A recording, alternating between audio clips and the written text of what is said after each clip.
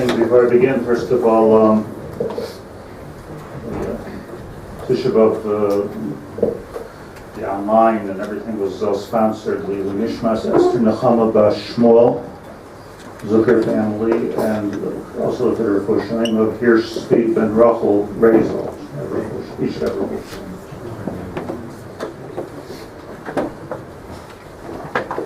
Also, I asked to announce that if there is a siren in the middle of the Kinos here, so we don't have really a matzav here. I guess you could all sit on the floor. The idea is to move away from this window and this wall and go to the back, and the women just even in that open area over there is better.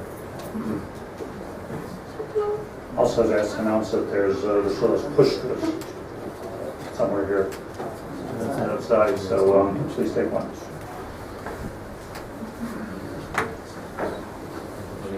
Just sitting here thinking that there's actually hundreds of thousands of people throughout the day sitting on the floor doing Tisha B'Av Avelos, and some people are saying that it's a very appropriate Tisha B'Av with everything that's going on, Chama and rockets. I'm feeling it's a confusing Tisha B'Av. My feeling is a feeling of confusion. And I have to believe that I'm a bit of a Shliach Tzibur in this, that I think everyone feels confusion. And I don't think that it's possible to clarify this confusion, because confusion is the essence of the day. Confusion is the Tisha B'Av. It is the Avelos. Avelos is confusing. Tisha B'Av is confusing, and confusion is frightening. Starta Panefa Hayisi Michol. There's a certain Bahala that exists, and I think it exists amongst the Jewish people right now. Confusion is that, on one hand, this is on some level unprecedented. Here we are in a war, and Sahal Baruch Hashem is protecting us. Kadosh Baruch Hu has given us then Sahal, a certain Hashem Ozlam Oyitain. The Iron Dome is protecting us. We built miraculously one of the strongest armies in the world. It's an amazing miracle unto itself when you consider that most of the people fighting, their grandfathers didn't even have running water, or they were Holocaust survivors, emaciated people. Like, where do they come to flying planes at 2,000 miles an hour and pinpoint bombs? So it is a miracle. On the one hand, on the other hand, I think everybody, not just me, but everybody sort of shocked by the resilience, by the strength, by the perseverance of the enemy. Just seem to keep on going. They don't seem to be running out of rockets or strength. We hear about thousands and thousands of strategic bombings that Israel has done, the caves and tunnels being blown up, but the rockets keep coming. Seems to be they're telling them to do this, and they can do this, and everyone say, well, eventually they're going to run out. I don't know. So it's Hayisi Nivhol. It's a frightening situation. Does it stop? When does it stop exactly? I think everybody thought, okay, we'll go in there, we'll show a show of strength. And I'm not, by the way, any type of a military or a political commentator. I'm just trying to articulate a certain regesh of confusion. Because the fact of the matter is, as much as they don't stop, and as much as it keeps on going, and as much as there's rishus, and they seem to have this very long line of rockets and terrorists, with thousands of rockets falling aimed at Eretz Yisrael. Too many casualties, but the casualties are minimal in comparison to the thousands of people that, God forbid, that could be. If you look at the Blitz in London, or the British bombing in Hamburg during the war, thousands and thousands of people died from these things. People could have shut off their cell phones because it just every year at least. Anyways, it's a time of confusion, so I just wanted to try to articulate that confusion and explain a little Torah on it. And what we're going to do here is there are 46 Kinos. We're going to learn, or read and learn approximately 26 of them, because that's what the Zman is maspik until Chatzos. Feel free to spend the rest of the day saying the rest of the Kinos, but we go with the principle of Toiv Ma'at B'Kavana Mehar B'Loy Kavana that the Shulchan Aruch says, and try to get through it. Just to start with the Psukim in Parshas Vayelach. Psukim says that Vayomer Hashem al Moshe. This is right before Moshe left this world. Vayomer Hashem al Moshe Hinchei Shloichei B'Maveisecha B'Kam Ha'am Hazeh B'Zana Acharei Elihei Nechar Ha'aretz. You know what's going to happen after you die? The people are going to come, V'Zana Achrei Elihei Nechar Ha'aretz. They're going to run after the idols and the foreign gods. Asher Hu B'Shama B'Kirbai. Lazavani, and they will leave me V'Hefar Esprisi, and they will violate my covenant, Asher Karati Itai, the whole bris that I made with Klal Yisrael, Har Sinai. They're going to violate. V'chara api boy b'yoyim hahu, and I will become angry on that day. V'azavtim v'histarti panai mehem. I will leave them, Hashem says to Moshe, v'histarti panai mehem, and I will hide my face from them. V'haya lechol u'mtsa'u rois rabois v'tzaros, and because of that they will find many tragic sorrows. Yamar bayom ahu, and they will say on that day, Haloy al ki ein elihai b'kirbi mitzauni haroi sa'ela. Whoa, what we did, the reason why we're having such sorrows is because ki ein elihai b'kirbi mitzauni haroi sa'ela.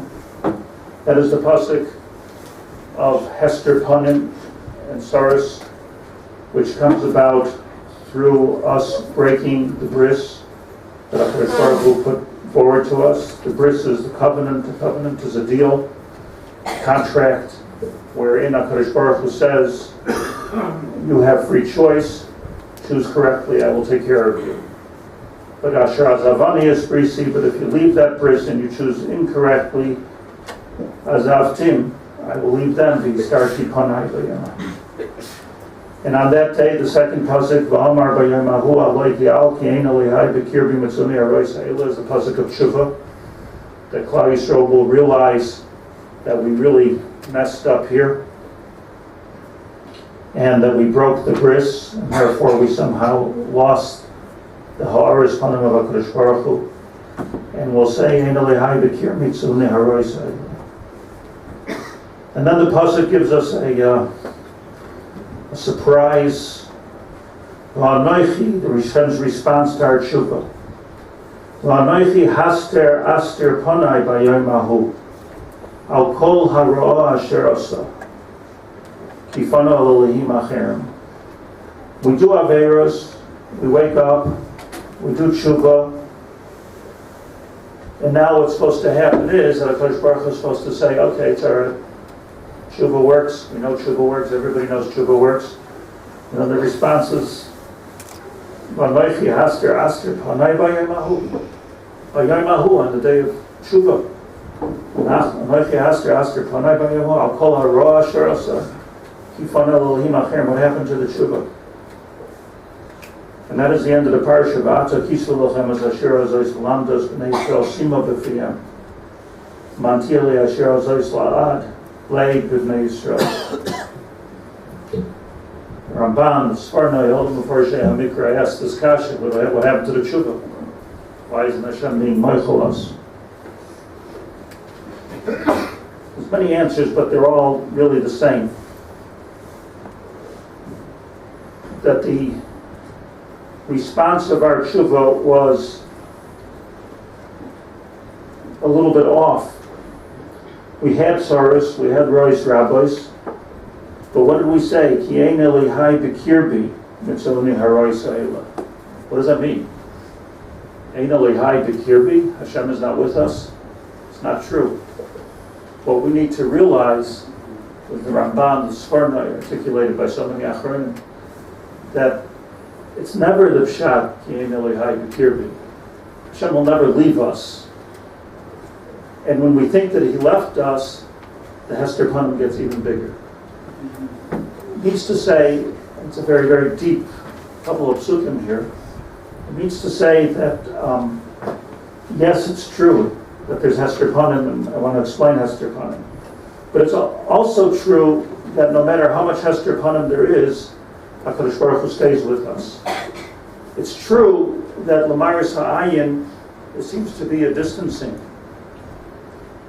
But it's also true that no matter how much distance there is, Hinei Hu Oimed Acher Kasleinu, HaKadosh Baruch Hu is always watching and He's gazing to make sure that we're all right. There's been some pretty serious tragedies throughout history. They happen.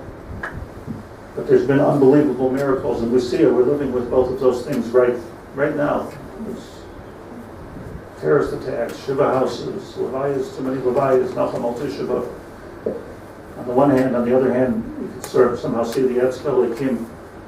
I wasn't, unfortunately, one of those that went to the hospitals and visited everybody who was wounded from Gaza. I just spoke to one fellow who I know, my husband's father, and he said some Hiroshima, just one person. He said to me, all I can tell you is minute-by-minute miracles. Minute-by-minute miracles. We've all heard stories, good stories and bad stories, but one response that we're never allowed to have is Ein Kai B'Kirbi. That's a forbidden response, and that is not what Tisha B'Av, and that's not what Kinos is all about. What Tisha B'Av and Kinos is about is Hester Panim. Yesh Elikai B'Kirbi, but HaKadosh Baruch Hu is being Mastir Panim. I want to share with you that a couple of days ago I had the sliss of speaking with a group of children. So I said what I said, and I asked the kids, do you have any questions? So one of the boys raised his hand and he said, what's actually going to happen when Mashiach comes? What's going to be different? Okay. So I said to these kids, I said, you know how sometimes you can see Hashgacha Pratis. You can see sometimes that things just work out exactly right. We don't call that coincidence. We call it Hashgacha Pratis. Sometimes, it could be exactly at the right place at the right time, or not be at the wrong place at the wrong time. And there's these little, it's HaKadosh Baruch Hu winking at us and saying, I'm still there. That's the Hashgacha Pratis that we feel now. You know what's going to happen when Mashiach comes? There's going to be Hashgacha Pratis on speed. Serious Hashgacha Pratis, meaning it's not going to be a wink from HaKadosh Baruch Hu. It's going to be there. It's going to be, the Shekhinah is going to be Shara B'Seichenu. It won't be Hashgacha Pratis. They have to be a big London to figure out, if we would have won a minute earlier, a minute later, it'll be there. It'll be Begoli. It'll be the Ha'aras Panim. Because all of the Hashgacha Pratis that we witness and that we experience, those are little winks from Hashem. When Mashiach comes, V'ro kol amei ha'aretz es Yeshua Salikim. Everybody's going to see it. It's going to be so clear, just like we can see it once in a while, it'll be so clear all the time. That's the difference. It's not about war. It's not about miracles all the time. It's not about a Beis HaMikdash being built out of fire. All those things could happen. But the point is that the mask is removed. The hiddenness is removed. The Hashgacha Pratis is exchanged with something so much more bahukitz, so much more illuminating, where it's 100% clear than this daily came. That's the paradigm shift that takes place. It's not that now he's not here and then he will be there. Now he's here, Behester Panim. He'll be here, Beha'aras Panim. Just want to make a point about Tisha B'Av itself. Interesting paradox that on Tisha B'Av, we fast on Tisha B'Av. If you look at the Gemara tells us that the history of it is that although the Romans, for instance, siege to the Beis Hamikdash on Tisha B'Av, they actually burnt it down on Asir B'Av. Gemara Megillah says even that Rabbi at one point, according to Tisha, wanted to change Tisha B'Av to Asir B'Av, and there were Tanoim that fasted both days, on 9th of Av and 10th of Av. But l'chayra, the more dramatic destruction, the actual destruction of the Beis Hamikdash was actually on Asiri B'Av, starting on today in the afternoon. And paradoxically, it's not just because we don't have koach, I don't think. It's interesting that our Velus starts to ease off at Chatzos. At 12:45, we get off of a low chair, we sit on a higher chair. We have to do malacha, you're allowed to do malacha. A lot of kulas. And goes away as the Beis Hamikdash burns. As the Beis Hamikdash starts to burn, our Avelus becomes easier. So how do you figure? It's a pella in halacha, and it's a pella in history. So I saw a brought from the Maram Shif, of all places. Maram Shif says as follows. Right there in the Gemara and Megillah, not Tosfos and Megillah Dalar Daf Het. Maram Shif says that when, in the last Churban, when the Romans came upon Yerushalayim, we were scared stiff, the Jewish people. What were we afraid of? We thought this was the end. Not the end of the Beis Hamikdash, but the end of Klal Yisrael, the end of Judaism as we know it. This was the end. Yeshua came into Eretz Yisrael. Eventually, David HaMelech built the Beis HaMelech built the Beis Hamikdash. We had the Beis Hamikdash. There was a slight interruption. We thought maybe that was over. Baruch Hashem, we came back. Ezra brought us back. We had a Beis Hamikdash. And maybe now it's all over. We're being sent out of Eretz Yisrael. And it's all over. Ein Olikai B'kirbi. Ois gespielt. We did too many Averas and we're no longer. So we were scared, not about the Churban of the Beis Hamikdash.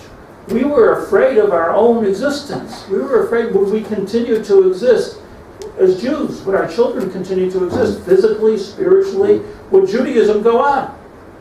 And there was a das amongst many great Chachamim that this is the end. Judaism will not have Netzach. Not with the kind of Averas that we did in the time of the Bani Sheni. It just won't happen. And we were afraid and we cried and we begged HaKadosh Baruch Hu.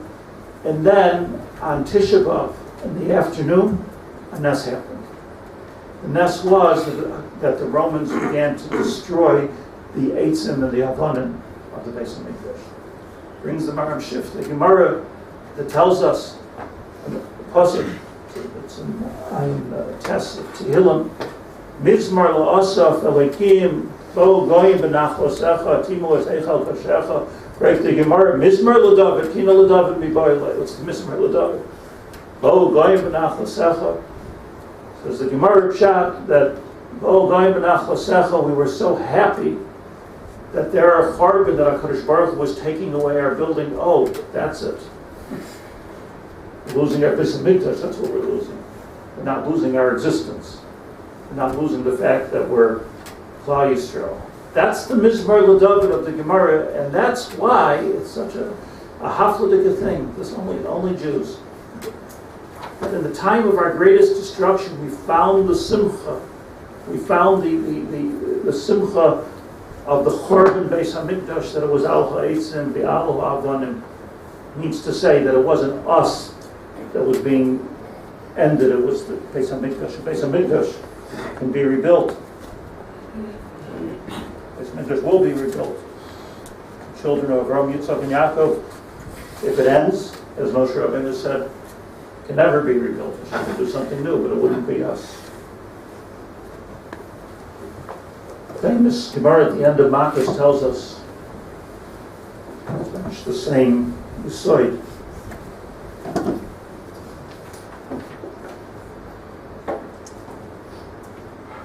Gemara tells us Rabbi Gamliel, Rabbi Elazar ben Azariah, Rabbi Yeshua, Rabbi Akiva, all the Gedolei Hadar.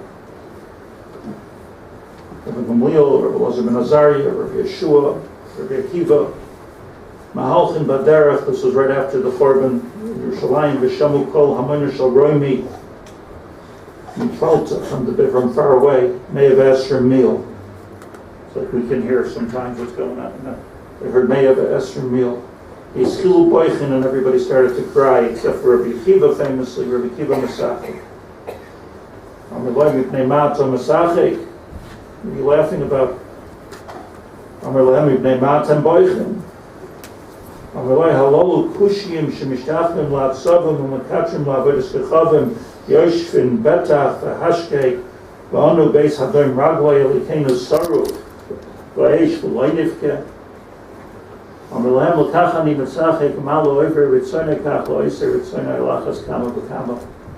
Does the Gemara Shuv Pam Achas Hayoyel Yerushalayim Kimishigil Harat Soifim, they came to Harat Soifim Shemirachim Karu B'Deyem Kiven Shigil Harabayis Ro Shual Shiyotzu Mibeis Kodesh HaKadoshim in the Shulayim Boichem. They got to Harat Soifim. Harat Soifim is a place where you can see the Makam HaMikdash, and they were able to see a fox come out of the Kodesh HaKadoshim. And once again, everybody started to cry, and Rabbi Kiva began to laugh. They asked him why he's laughing, why are you crying? He said, how can we not cry? Hazar HaKorev Yumas. Even somebody who did one Aveira can't go into the base Kodesh HaKadoshim and come out alive. Akshav Shualim Halchu Boi. How can we not cry? Amar Lahem L'kachani Mitzachek. That's exactly why I'm laughing. And he quoted to them the psukim which tell us that there's going to be a geula, and the psukim which tell us that there's going to be a chorban, and he pointed out to them that what we're dealing here with is a tahalich. Rabbi Kiva explained to them, we're dealing with a process, and it's a process of geula which has some very, very low points in it. The Shu'alim Yelchubo, the Chorban Beis HaMikdash, is a reason to cry, but it's also a reason to laugh, because it means that the Ta'alich is going. I just want to explain one good here. That crying is something you do when it's all over. Laughing is something to do when you have hope. The machlokes, if you will, Tanaim, or machlokes of the regesh of the Tanaim at this moment of looking at the Chorban itself and the Shu'alim Yochuba, was what are we seeing here? Are we seeing an end? Looks like we're seeing an end to Klal Yisrael, an end to Yerushalayim, an end to the Jewish people and their mission. It seems like we're seeing a self-negates. That's what crying is. And on this, Rabbi Kiva laughed. And he said, this is not an end. This is Aloitzim Valavonim. This is an Oynish. This is a Hester Panim. But don't ever say, Rabbi Kiva said, Yam ki asher ein elikim b'kirbi. You can't say that it's because Hashem is not with us, because He is with us. We're here. We're building a Yavnia. We're building a Talmud Bavli. We're building Mishnayos. We're building yeshivas. We're here.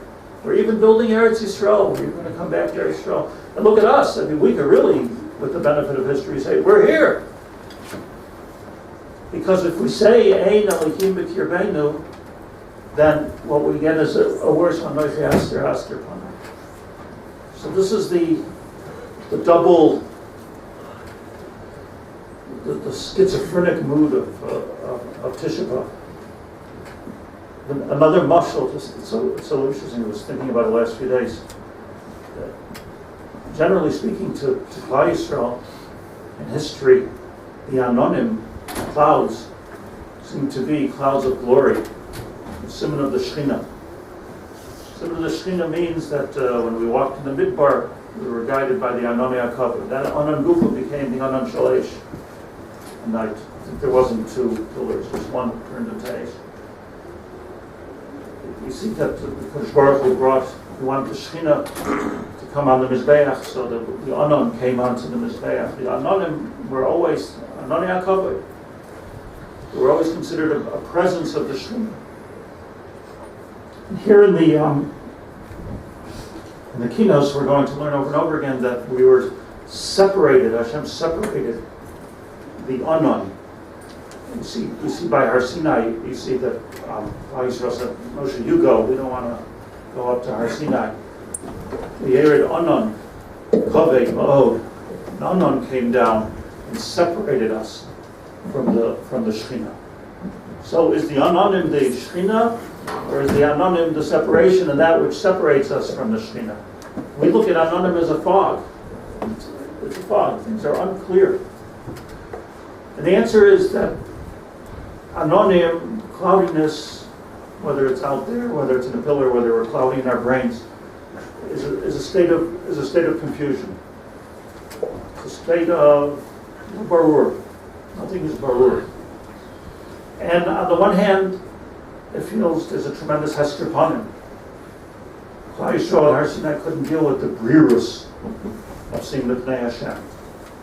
They didn't want to hear the Kol Hashem. We heard enough. We heard enough.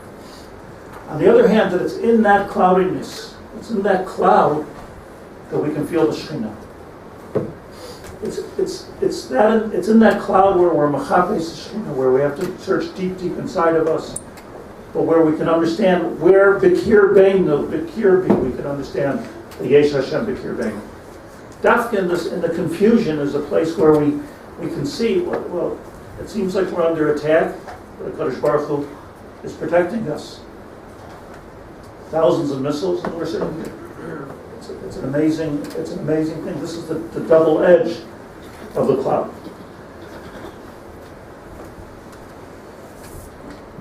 Shavas, and the first of the morning Kinos as well.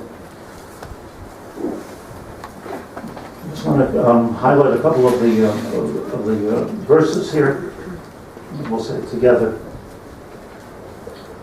A little myrich at the beginning Kinos, because these are Yisodis to take us through all the Kinos, and can be Makatzer later.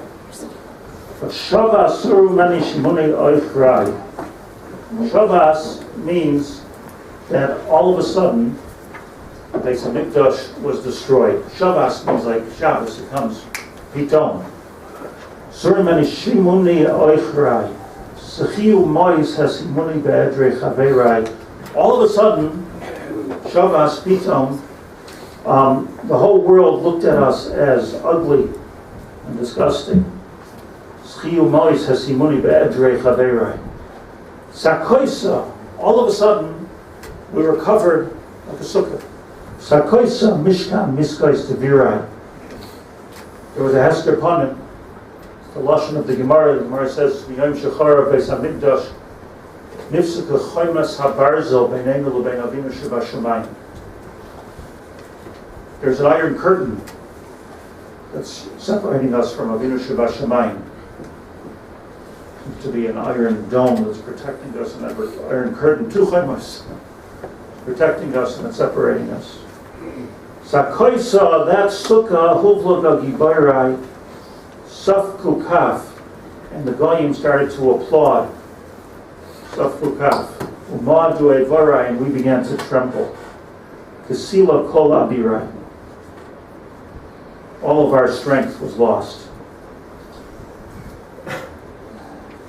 The Shavas is a very interesting phenomenon because Shavas means that this happened all of a sudden. The Simcha of the Beis HaMikdash happened all of a sudden. It didn't happen all of a sudden that we lost the Simcha of the Beis HaMikdash. It was about 100 years already in the making. Yes, our Rabbi Malchus started with Rabbi Shimon ben Gamliel and Rabbi Shmuel Kohen Gadol. That was a good 80 years before this, 90 years before this. This was the Roman siege of Yerushalayim. Took a very long time until they were able to actually destroy the Beis HaMikdash. And in the Babylonian times, the first Beis HaMikdash took even longer. So what was the Shavas? What was the Pitom? What was the Pitom here? And I think that the very simple Yesod is that, we love, humans love to be in denial. And we'll always say that it's okay, things are okay. Beis HaMikdash is not going to actually be destroyed because of our Averos. It's hanging in there. It's holding its own. And we're so sure that everything is going to be okay that we, when it happens actually, it's a gather of piton.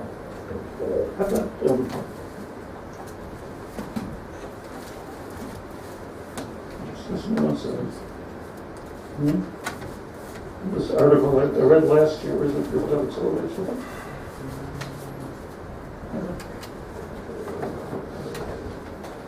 Sorry,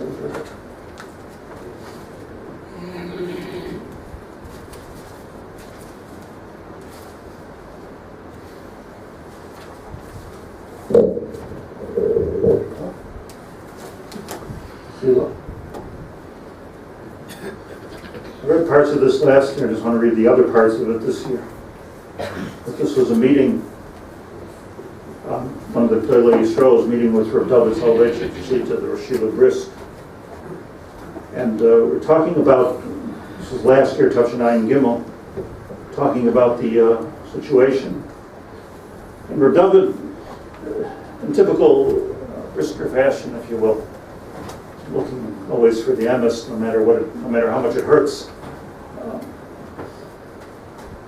He was talking about the Holocaust, and he said, Hitler Yimach Shemai, Omar b'mefurish ma tochni Yerushalayim ma Yehudim. Hitler said very, very clearly what his plan was, what he wanted to do. Below he steers Kavanaiso. V'afal Pikein, Ish lo hemen lo. He was there. Nobody believed him. The Poland Amro, I'm a sugar. How could it be? Germany at that time was the ultimate culture, classical wisdom, style came from Germany, more than Italy. That's where it came from. These were the people that taught Haber Cheretz. So some Meshuggah is going to come and change everything. Can't be. It's not going to be. The people won't let it happen. I'm a Meshuggah. Harayim hayu mamin and my hayu barach in America. If people would have actually believed it, they would have ran away. La Anglia, La Eretz Yisrael. But hardly a person left. Achu higia va'asa b'diyuk kafi sheyomer sheyaser rachmano l'tzlan. And he ended up doing exactly what he did. He's talking about last year, I don't know if it's any different this year. Somebody in Iran speaking the same language. Oimer oisay davar b'mefurish. V'gam olav tzaychakim v'oimer m'shugana. Can't be. The world won't let it happen. We won't let it happen. Just a m'shugana. So he explains. He says, what?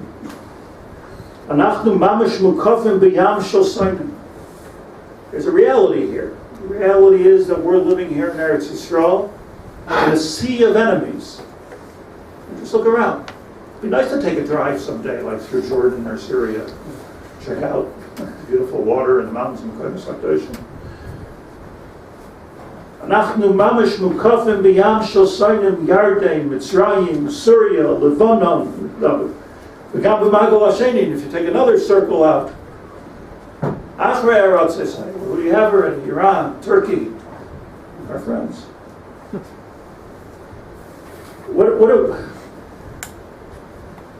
Kulam Sainim Mamish, Yerachim Hashem Aleim, Ve'in b'derech ha'teva shum derech be'etza al kol ha'inyan hazeh. So David Soloveitchik, Shlit'a, he said, I want to quote my father, Brisker. And the Brisker said that Yirmiyahu stood up after the Chorban and he said, Ani hagever ra ani. I'm the one, I saw it.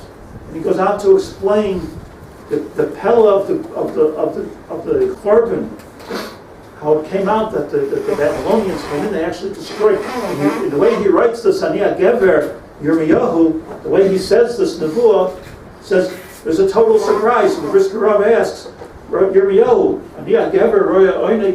what are you so surprised about? You prophesied the whole thing. There's not a part of this destruction that didn't come out exactly the way you said it will be. And he didn't say, I told you so. Oh, see exactly what, that's not what he said. I saw with my own eyes. Unbelievable what happened. What's unbelievable? He prophesied it. So the Brisker Rav said, Eino doime Shmiya l'Riya. Whose Shmiya are we talking about? We're talking about Yirmiyahu Shmiya Mipeh Shel HaKadosh Baruch Hu. That's what we're talking about. The Zohar says that this particular nevuah of the Churban Beis HaMikdash was Aspaklaria Meira. Zohar. It was so clear to him. But even Yirmiyahu, said the Brisker Rav, even the Yirmiyahu could not fathom that this is actually going to happen. Can it actually happen? We like to be comfortable. So it's a psychological phenomenon. You know, I grew up this way. Not sound like the olden days. No, they don't even actually like us these days. Christians are not trying to kill us. There's no more blood libels. That's how we grew up. Take it easy. Everybody's friends today. America, we have America. America's going to take care of us. Israel, we have the state of Israel. No.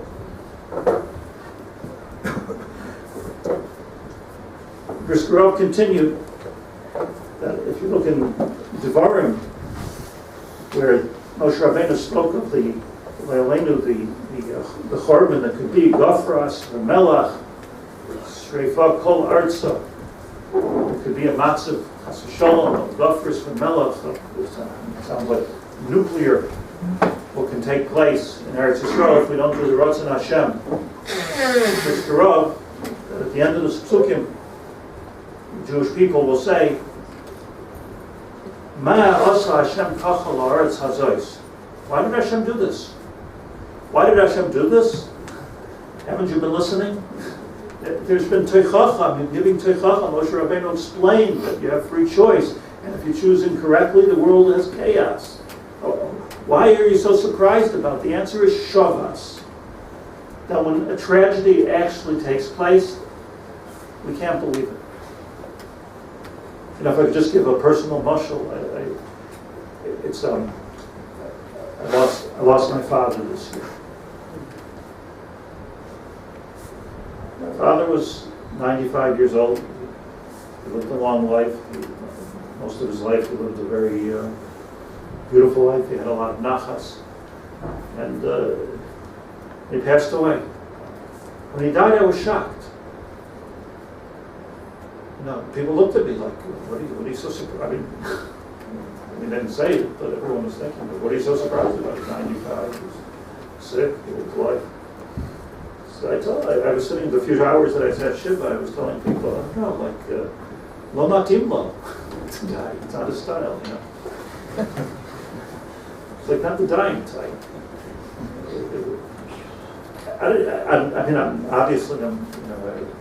I understood that he's not going to live forever, and I even understood it was the end of his life. But somehow or another, there's a certain shavas, there's a certain piton that takes place. Something when that transition actually takes place. This is the psychological phenomenon, I think, that the Elazar HaKalir is speaking about.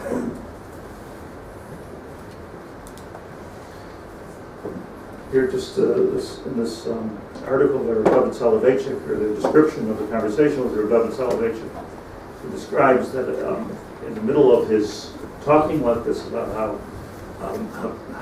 we have to wake up and we can't be in denial, and we have to realize. And he goes on to say that the denial was in Europe before the Holocaust. Eretz Yisrael, they were petrified that the Nazis were going to come to Eretz Yisrael, which they almost did. And here, he says, you don't hear about it in Europe. I mean, he was there, his father was there. You don't hear about in Europe that there were big Kinos, Kinos of tefillah and screaming out to Hashem. You don't hear about it. Like, where were they? Here in Eretz Yisrael, there were David. That's why we were protected here in Eretz Yisrael. The Nazis miraculously couldn't make it into Eretz Yisrael. So words that a gadol can say, not me. But it says in this article that in the middle of his describing all of this, a Hasidic Rebbe walked in to say Shalom Aleichem to the Rashiva, to Rav David Soloveitchik. It doesn't say which Hasidic Rebbe it was, but it says that Rav David stood up and greeted him. An important Admor came to visit, and the Admor sensed the tension in the room. It was a group of briskers with Rav David Soloveitchik, and he got them all into a very bad mood. knocking them out of their denial, and here comes this Rebbe, and the Rebbe says, "What's going on? I feel a certain lachats here in the room." So Rabbi repeated this whole thing to this Rebbe, and he said, this is a dangerous thing, and I'm telling you, there could be a chorban. We have to, every minute there has to be a Kinos tefillah.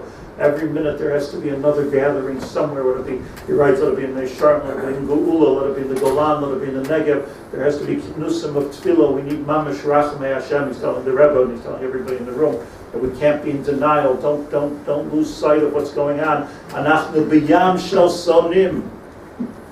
So the Rebbe said to him, I agree with you, Rabbi. He says, Rabbi Shammai said, "But Shema slave." The Rebbe listened to him with great interest. Analoi kain Rabbi, aval hakol tzarich liyos b'simcha. The avodah is an avodah of simcha. B'simcha anu nenatzeach v'nimta kadinim v'hakol yistader. Hevi Kama Maimarim, he brought many proofs to his thesis of simcha. Rabbeinu, Rav David Soloveitchik, the response was, Shosak v'shosak v'shosak oid. I'm the last one to put my heads between Gedolim. But you see here, probably all emes. Part of the emes is that this is a very, very dangerous situation. Dangerous begashmis, dangerous baruchnis, and they're tied into each other. On the other hand, the simcha is that HaKadosh Baruch Hu is always B'kir Bein. The simcha is that somehow or another it's a pachad, but it's a pachad with a yediyah that HaKadosh Baruch Hu is being shomer on us. Should we not be b'pachad? Of course you have to be b'pachad, otherwise you're just being stupid. Should we not be b'simcha? Of course you have to be b'simcha, otherwise you're not b'karos. So here's the schizophrenic Tisha B'Av, and the one word of Shabbos that we have to be happy and sad at the same time. We have to be sitting on the floor, but we have to be hopeful. And that's the Shabbos that we're talking about here. Shabbos serve meneshama. Just a little bit further, the highlights, and then we'll read it. It says here, Nafla Idena B'tzul B'chuya, and then Echitzel Chazayin Ben Brech. And here you see, by the way, the clear machlokus for Yaacov, the Haber, standing in the Harabayis, where they were pointing at different nevuos. They were pointing at the nevuos of Shualim Yelchu B'ay V'lay Nifke, how can we not Alma Arais Bavel, Shem Yashavnu B'gam B'chinu, and he was pointing at the optimistic future of nevuos Ben Brechia, Chazayin Tzchari Ben Brechia. Osa v'nicham v'yikra l'b'chia v'nam alayla ani b'chia. Osa v'nicham. And this is the key word over here. The key word is nechamtani, where the Gedolim said to Rabbi Akiva, nechamtani Akiva, nechamtani. Explain in Shabbos that menachemov, it's a steer b'nei ubei, menachemov. The answer is nichum doesn't mean to comfort. Nichum means a complete ma'apecha. The word nacham, ki nacham Hashem al kol asher asa, it says by the Mabul. Ki nacham elikim al kol asher asa. And as far as charata, there was a ma'apecha. He created the world, now I don't want the world. In Hilchos Tshuva, the Rambam brings the pasuk says that when we do tshuva, there's a nichum. The nichum is that we're charata, tzarech li'scharit alachet. We have to be mischarit alachet. That charata is called nichum. Nichum means a ma'apecha where you turn it completely around and you turn it completely over. Nechamtani Akiva, nechamtani is the pshat that Rabbi Akiva. We were looking at this. We were looking at the downside, at the tragedy. It's MS. It's 100% MS. But there's also the side of this is part of the talich. But there's hope. There's the side that the Beis Hamikdash was nechrav. That's a fact. But there's also the side that on at Tisha B'Av in the afternoon we start to get happy again. Oh, it's the Beis Hamikdash. It's not us. It's not Klal Yisrael. It's not the future of the Jewish people. That's Nechra. We'll have to rebuild. very sad, but we'll have to rebuild. So that's also the Nichram Vayikol B'chia Kadosh Baruch Hu's Nechama and our Nechama Menachemov Nechamtani Akiva Shabbos Nachamu. It's all about this mapecha that we can create. By the way, the Sfarim tell us by talking about Tisha B'Av Gufa, the actual avodah of sitting on the floor and thinking about the Chorban Yerushalayim and hoping and feeling protected by the Shekhinah. Hagufa, understanding the Indian of Hester Panim, Hagufa can bring the Mapecha of Nechama about, and that's why right after Tisha B'Av we have Shabbos Nachem. And that's why it's Menachem off. Okay. Let's say together, Shabbos Shalom and Shemoni.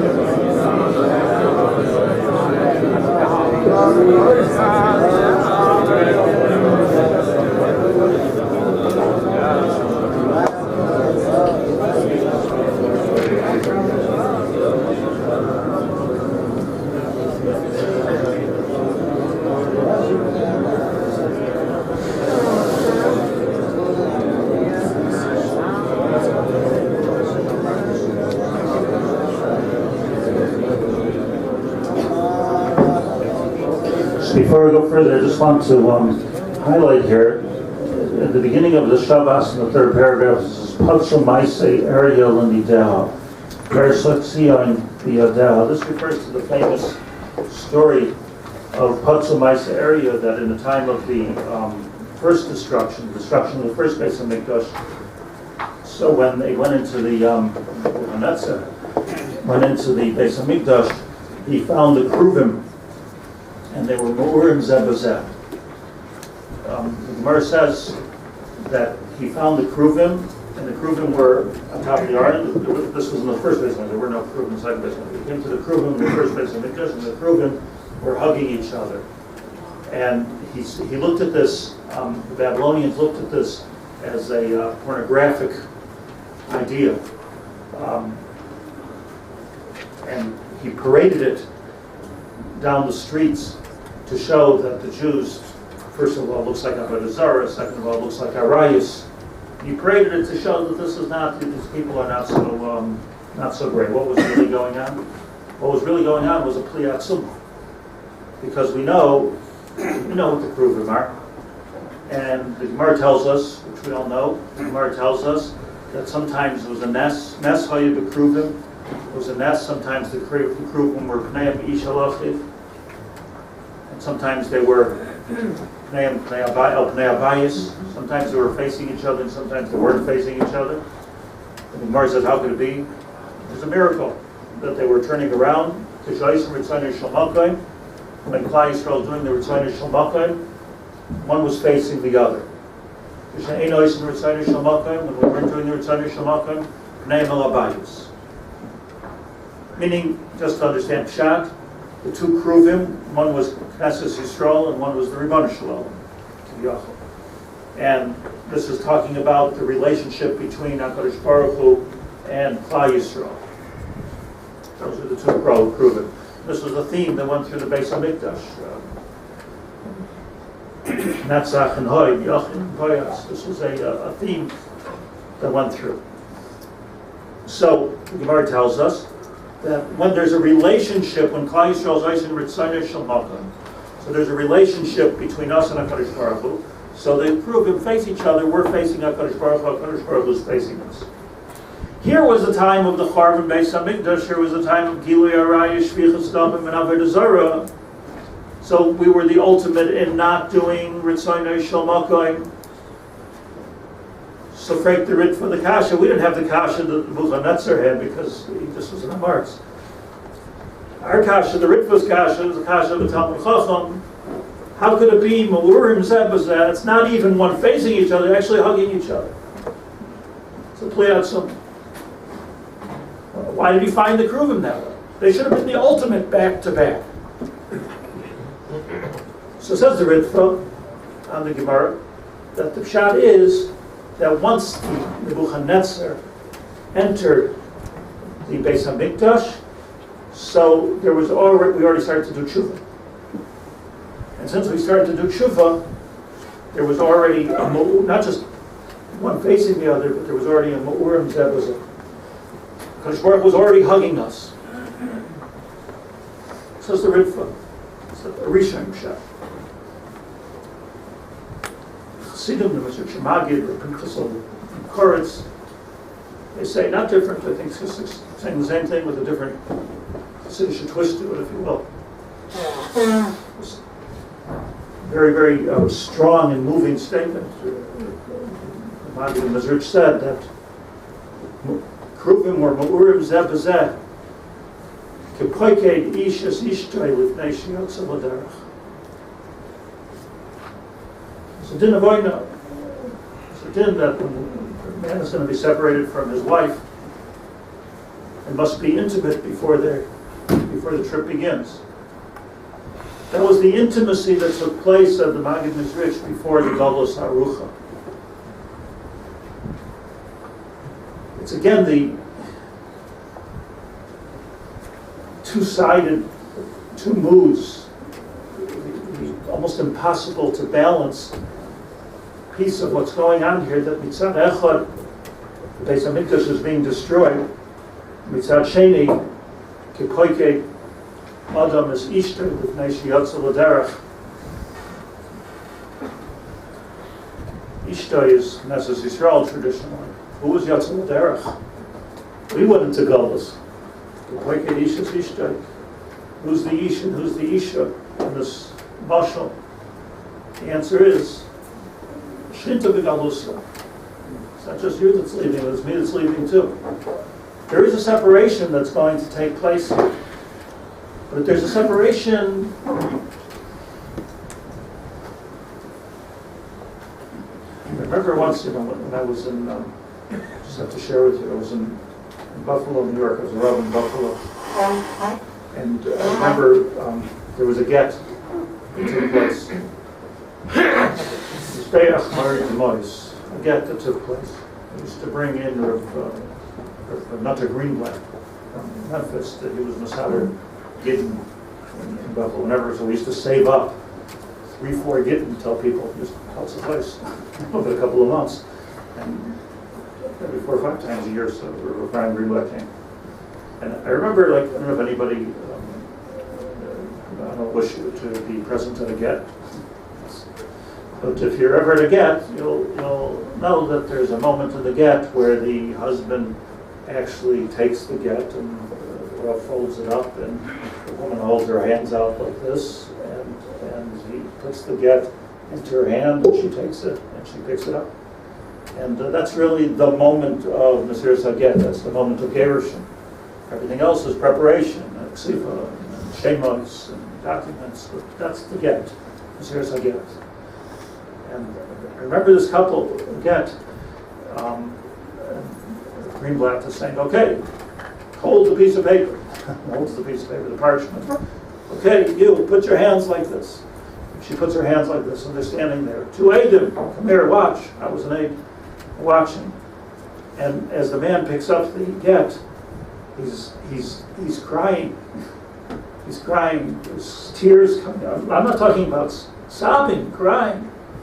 And as he's holding it over the woman's hand, she's crying. And I'm testifying, but I don't know what I'm watching. I never saw people do this at a Kedushin. at a get. There was such Yiskarvus. And Ramnata, Shlit'a, grabbed the get and puts it in his pocket.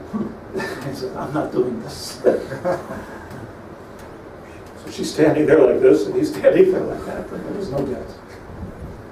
Because what he pointed out is that so many times the differences between two people can be so strong and so verbose and so hurtful, but it's not really deep. On a very deep level, there's an Ava. And when you're married, you're celebrating the Ava, and you're trying to work out the Klipa. But you don't get divorced because of the Klipa. That's just letting things get carried away. There has to be a yediyah in every separation, that the separation's only if I say fight. It's like us with our children. Can never be merachik somebody. Never be merachik somebody completely. Not your children, not your husband, not your wife, not any person. Okay, we're having a problem here. This was the massive of Klal Yisrael and the Ribbon Shalom at this time.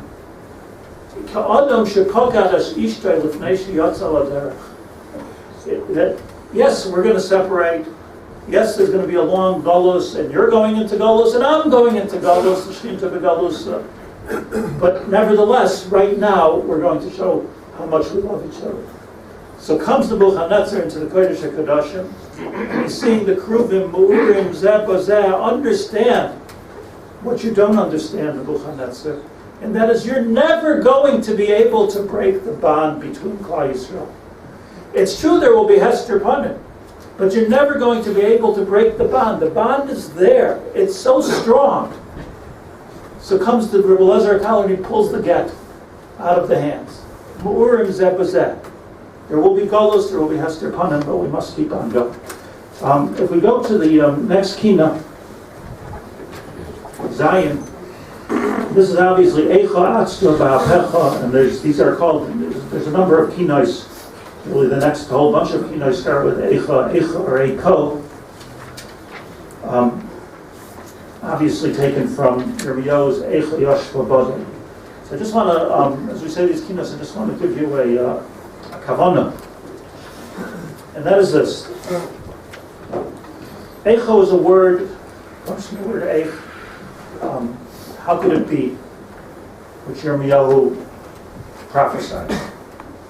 He didn't start saying the word. The word was earlier with Moshe Rabbeinu, which we said in this week's Parshas Devarim. Chazal tell us in the Medrash that the word is much earlier than that. The word comes from Gan Eden, and it comes from the Chet of Adam and Chava, and Hashem said to them, Ayeka. And Ayeka, if you look in the Torah, is Oisius Eicha. What's the kesher between Ayeka and Eicha? Ayeka means that HaKadosh Baruch Hu created a Gan Eden, He created Adam, He created a Chava to be an Ezer Kenegdai, and He gave them mitzvahs, not too many mitzvahs. Don't eat from the tree. That's all. That was another mitzvah. They ate from the Eitz Hadas. If you come to our Tzaddik Shir, we could philosophize on this for a year, but they did it. They ate the fruit. And then they started to hide. And HaKadosh Baruch Hu said, Ayeka. Hu bistu. Where are you? Where are you means, what does it mean? Where are you means, not just you can't hide from me, but what did you do? I created a world, I created a Gan Eden, I created you with Bechir Chavshis, and the first chance you have, you were boicher barach. You chose wrong. Ayeka, where are you coming from? Where are you going? La'ana tatelech. What are you doing? Your whole choice was wrong. The whole purpose of the Bria was violated. Ayeka. And therefore, Golus began. It's important to understand, the Ramchal says at the beginning of Derech Hashem, and throughout Shittas Ramchal, but I think it's kosher to borrow. Ramchal explains that when HaKadosh Baruch Hu created this world, and specifically when he created Gan Eden, specifically when he created Adam and Chava and put them in Gan Eden, that was a permanent plan. This world was meant to be Gan Eden. There would not have been a need for Olam Haba as we know it today, because there wouldn't have been any Misa. When Adam and Chava ate from the Eitz Hadas, there were Goyzer Misa, there wouldn't have been any Misa. It would have been right here in Gan Eden. There wouldn't have been any need for Tchias HaMesim because there wouldn't have been any death. Whose Tchias HaMesim are we going to do? If Adam and Chava were Goyzer Misa, there wouldn't have been any need for Mashiach to be Masak in the Chet because there wouldn't have been any Chet. And there wouldn't have been any need to make peace in this world for the Sar HaShalom because there wouldn't be any wars. So if we wouldn't have done the Chet of the Eitz Hadas, that would have been it. The Ramchal explains that the whole idea of Olam Haba, Olam Haemes as we call it, that's a holding tank, a holding pattern for the Heilig and Neshamas until they come back to this world in Tchias HaMesim. So, Ayeko, how did you by eating this from the Eitz Hadas, you changed the whole plan. Where are you? Where are you in this plan? There's another side to this though, and the other side, to the flip side of this, is Eicha. Eicha means, okay, how do we get back in? How do we get back into that Gan Eden? How do we get back into that paradisal situation? If we're being tortured all the time, if there's pogroms, if there's holocausts, if we're in Golus, how can we get, Eicha Yoshva Badad, if the whole world hates us, how are we supposed to influence the whole world and bring them to Darchei Hashem? Everybody's judging us. We're not the moral judgers. So there's an Ayeka and there's an Eicha. And it's like an ongoing conversation that's going on for a couple thousand years already. Ayeka, you chose wrong. But Eicha, what are we supposed to do now? How do we get back in? And this Ayeka and this Eicha, this Hashem speaking and we're speaking, is a cycle of history which it seems to be that we need to break. HaKadosh Baruch Hu will help us. If a person is Pischuli Pesach, Kechudah Shomachat, we open up a Pesach, and the Eftach L'cha Kechudah Shel Ulam, Rashi says that's the Beis HaMikdash. Kechudah Shomachat, which by the way doesn't mean the eye of the needle as it's always translated. It's the point of the needle. It's even skin here. It's even vinegar. Chud, right? Chud, right? Chud is the Chudah Shomachat, not the eye of the needle. Pischuli Pesach Kechudah Shomachat, one drop, we can break the cycle. But the cycle that we're struggling with on Tisha B'Av and through Megillas Eicha and through the Kinos of Eicha is this two-sided conversation. And here Eliezer Kaller is paraphrasing Yirmiyahu HaNavi of all of the Eichas, and this is what we're talking about, all of the Eichas. How are we supposed to do this if you've made yourself so distant from us, Rebbeinu Shlit'a? We need to stop. You need to stop the Hester upon him and give us ha'aras upon him. We need to have not little winks of Hashgacha Pratis, but we need to have ha'aras upon him mamish. That's what Yirmiyahu, and that's what we're saying with Eicha. I just want to point out, because we're going to say that after Eicha always comes, after every Eicha always comes Tziduk Hadin. Because we're really not allowed to talk this way. We're really not allowed to shift the blame on HaKadosh Baruch Hu. That's Machar from Magadev. That's what Shalom. Person says, this is your fault. HaKadosh Baruch Hu, you're wrong. You're the one who did the Aveira. shifting the blame on Hashem is Harezem Ein Ze'ela Macharav U'Madyan, the Gemara says. We're permitted to do it. Yirmiyahu told us we're permitted to do it. This one day, we're permitted to do this. We're permitted to say Eicha, but it's with trepidation. Then we say Eicha, that we're blaming on Kadosh Baruch Hu. And immediately afterwards, we're always saying L'cha Hashem Hatzdaka. Kadosh Baruch Hu is really the right one, meaning the choice is ours to get out of this. Let's say together, Zion.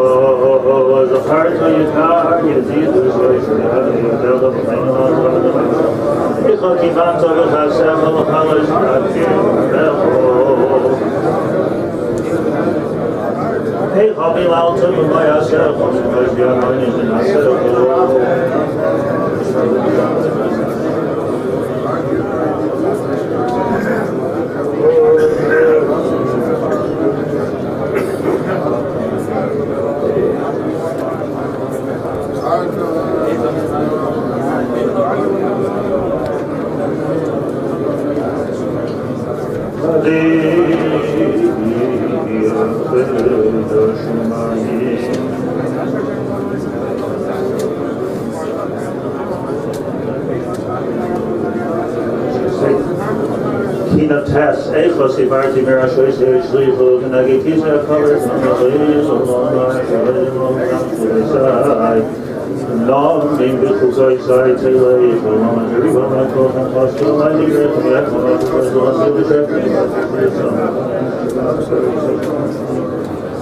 Steel by Samani, Kilabia, I used to die in the Kubama area, I was brother of Garno, we love Lara Kash 17.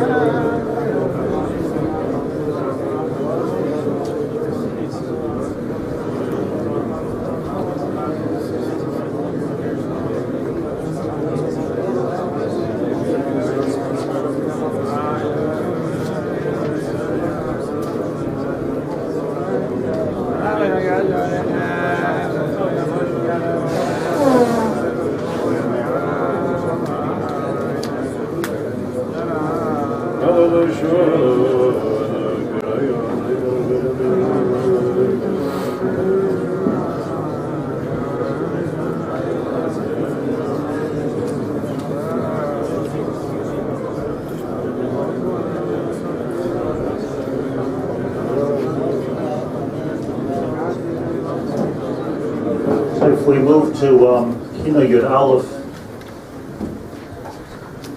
by Karnan Yirmiyahu al Yoshiyahu. This was a Kina which, also a paraphrase of Yirmiyahu's Kina that he himself wrote on the Melech Yoshiyahu.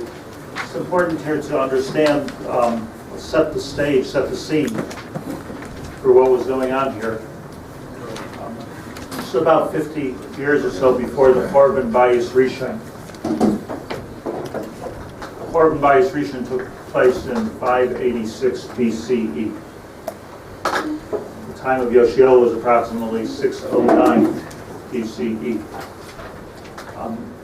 At that time, Yirmiyahu was walking the streets of Yerushalayim. Yirmiyahu, the historians like to call him the prophet of doom. Yirmiyahu was walking around, rightfully saying, everybody's worshiping Avodah Zarah. Streets of Yerushalayim, there's Avodah Zarah, Mamish idols. There was a Tzelem Beheichel, Mamish in the Beis HaMikdash. There were people that were worshiping other people. There was Gilui Arayos, and there was even Shvichas Dam. It's all in Tanakh. And Yirmiyahu was walking around saying that people is going to be a Churban.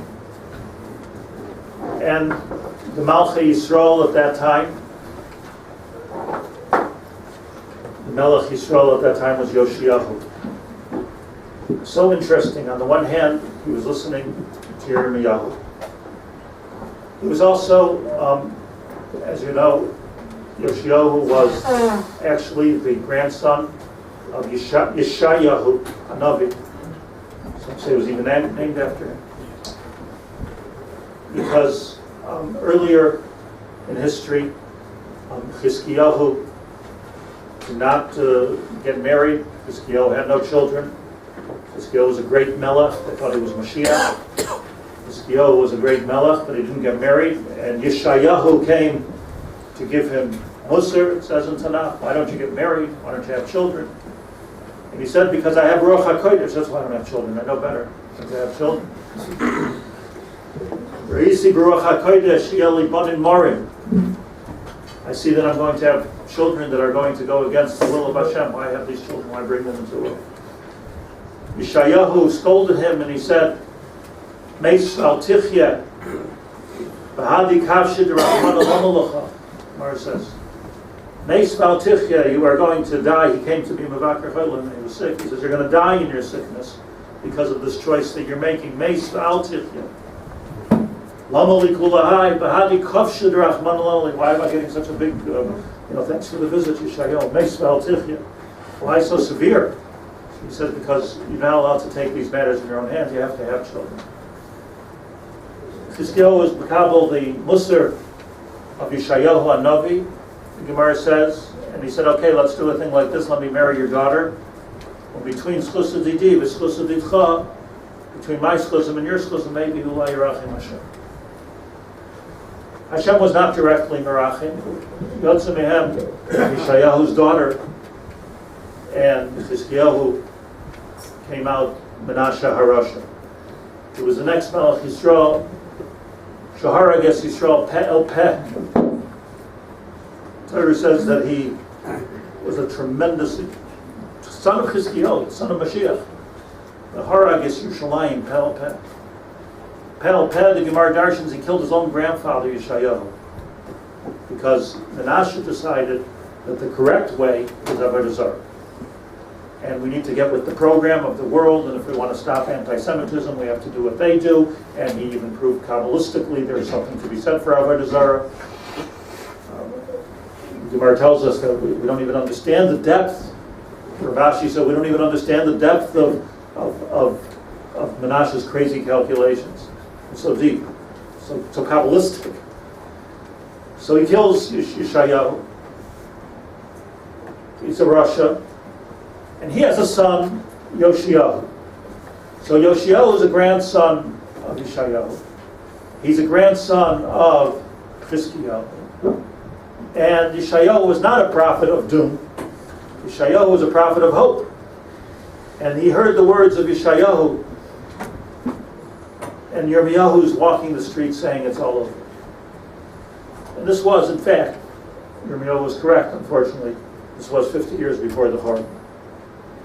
And Yoshiyahu, in Shmoyne Shonim, was only 8 years old, he became a Melech Yisrael. But somewhere in there, in Sefer Malachim, it tells us Malachim Beis, again, in greater detail even in Divrei Yamin, it tells us that they were doing a cleanup in the Beis HaMikdash, Yerushalayim, and they found the Sefer Torah. They found the Sefer Torah, and they brought it to Yoshio the Melech, and he was all excited. Whoa, found the Sefer Torah. It's another pella of history. There was no Sefer Torah. There was no Sefer Torah. The pshat is that, of course, there was Sefer Torah, but this Sefer Torah was open to the Teichacha. So the Gemara says, the Gemara explains it. It says right there to the Teichacha and Mishnah Torah of the Arur Asher Layakim, as the Sefer Torah. It was open to the negative prediction, the curse on the Jewish people. And this is what Yoshio got all excited about. So say the Mepharshim. Okay? Still don't understand. Once getting all happy about finding the Sefer Torah open to the Teichah. The answer is that Yoshiyahu understood from Yirmiyahu that the Chorban is imminent. And he was understanding that it's all over. What am I a king of? I'm going to officiate on the demise of the Jewish people in Jerusalem. It's all over. But then when they found the Sefer Torah, what was the pshat? He looked at the Sefer Torah, he says, what is Hashem telling me? He's telling me that the horror is because Wayakim es Sefer HaTorah Hazeh. There's a siba, there's a tam, there's a way out. Maybe I, Yoshio, the son of Menashe, the grandson of Yeshayahu and Chizkiyahu, the biggest miyuchas in the door, maybe I can change this, maybe I can create a turnaround so that there won't be a Chorban like Yirmiyahu saying, but there'll be hope like Yeshayahu said. There'll be Mashiach like Chizkiyahu said. Maybe I'm sitting at the cusp of history in a place where all this can be changed. That's what he saw, that's what he felt when they brought him the Sefer Torah. It was not just the Sefer Torah, but it was open to the place. And he looked around at the people in Yerushalayim, the people in the Tfutzos Yisrael, says the Tanakh, and he says, boy, do I have a job to do here. Because Avodah Zarah was Al Kol Gag. Al Kol Tel Sheb Yerushalayim, there was Avodah Zarah. And it wasn't church of this and church of that. It was Jewish places. What am I going to do? So he got an army and a police force, it says in the Tanakh, and he was charav all of the Avodah Zarahs, and he even instituted education, and anybody who would be over Avodah Zarah would be put in jail. And he created, in his mind, he says, what I have to do here is create a Baal Tshuva movement. I need a movement, I need Baal Tshuva. And he's right, because the future, the hope for Klal Yisrael is in the Baal Tshuva. That's where the hope is. That's where the future is. We all know that. This is the Geula. This is Malchus. But then it didn't work out. Technically, what didn't work out was that he was actually friends, if you look in history, with the Paroi at that time, Parnafei of Egypt. They were actually friends. I mean, he was a king, and he was a king. And they had coffee together. So they were two kings. This Paroi from Egypt wanted to go up north and go to war with Bavel, Iraq, Iran, Babylonians. His idea was a good idea, Paro, because if he would go to war with Bavel, Bavel wanted to take over the world, wanted to take over Eretz Yisrael, wanted to destroy the base of Mikdash, and they did. So this Paroi of Egypt was actually going to hold them back. The way to get from Egypt, as everybody knows, to Iraq is through the land bridge of Israel. That's why Eretz Yisrael, which is this tiny country, has been the object of controversy for so many thousands of years, because that's how you get from the superpower in the south to the superpower in the north. We are the land bridge without having to go through the desert, without having to go through the water. That's where HaKadosh Baruch Hu put us, right there. So met hadrachim. It's also hashkacha pratis. The Torah says, there's Yoshio trying to keep the Torah, and trying to get everybody to keep the Torah. Lo savir, cherev v'artzecha. Lo savor, cherev v'artzecha. You want to make a war, That's what he was talking about, Hashem. If you want to make a war, don't use our land bridge. He says, the Torah says that you can't come through. I'm the power of Egypt. I want to come through. I've been doing this for world good. I'm doing this for you. Can't come through. Lysav. Yirmiyahu said, let him go. Let him through. Yoshiyahu decided that he's not going to listen to Yirmiyahu, and he's not going to let him go through. Paro became angry. We developed a new enemy. It was a spiritual strategy, but mikan, in parentheses, that when you're making spiritual cheshbonos, you should speak to Gedolim and listen to them. Because as much as we think that we know better, history has shown over and over again that we don't. God's Torah is very, very deep. So you should have listened to Yirmiyahu. But Yirmiyahu understood. You couldn't hate Yirmiyahu. He loved him. Yirmiyahu was a good Ador. Yirmiyahu was a tzaddik, created a Baal Tshuva. That's what went wrong physically.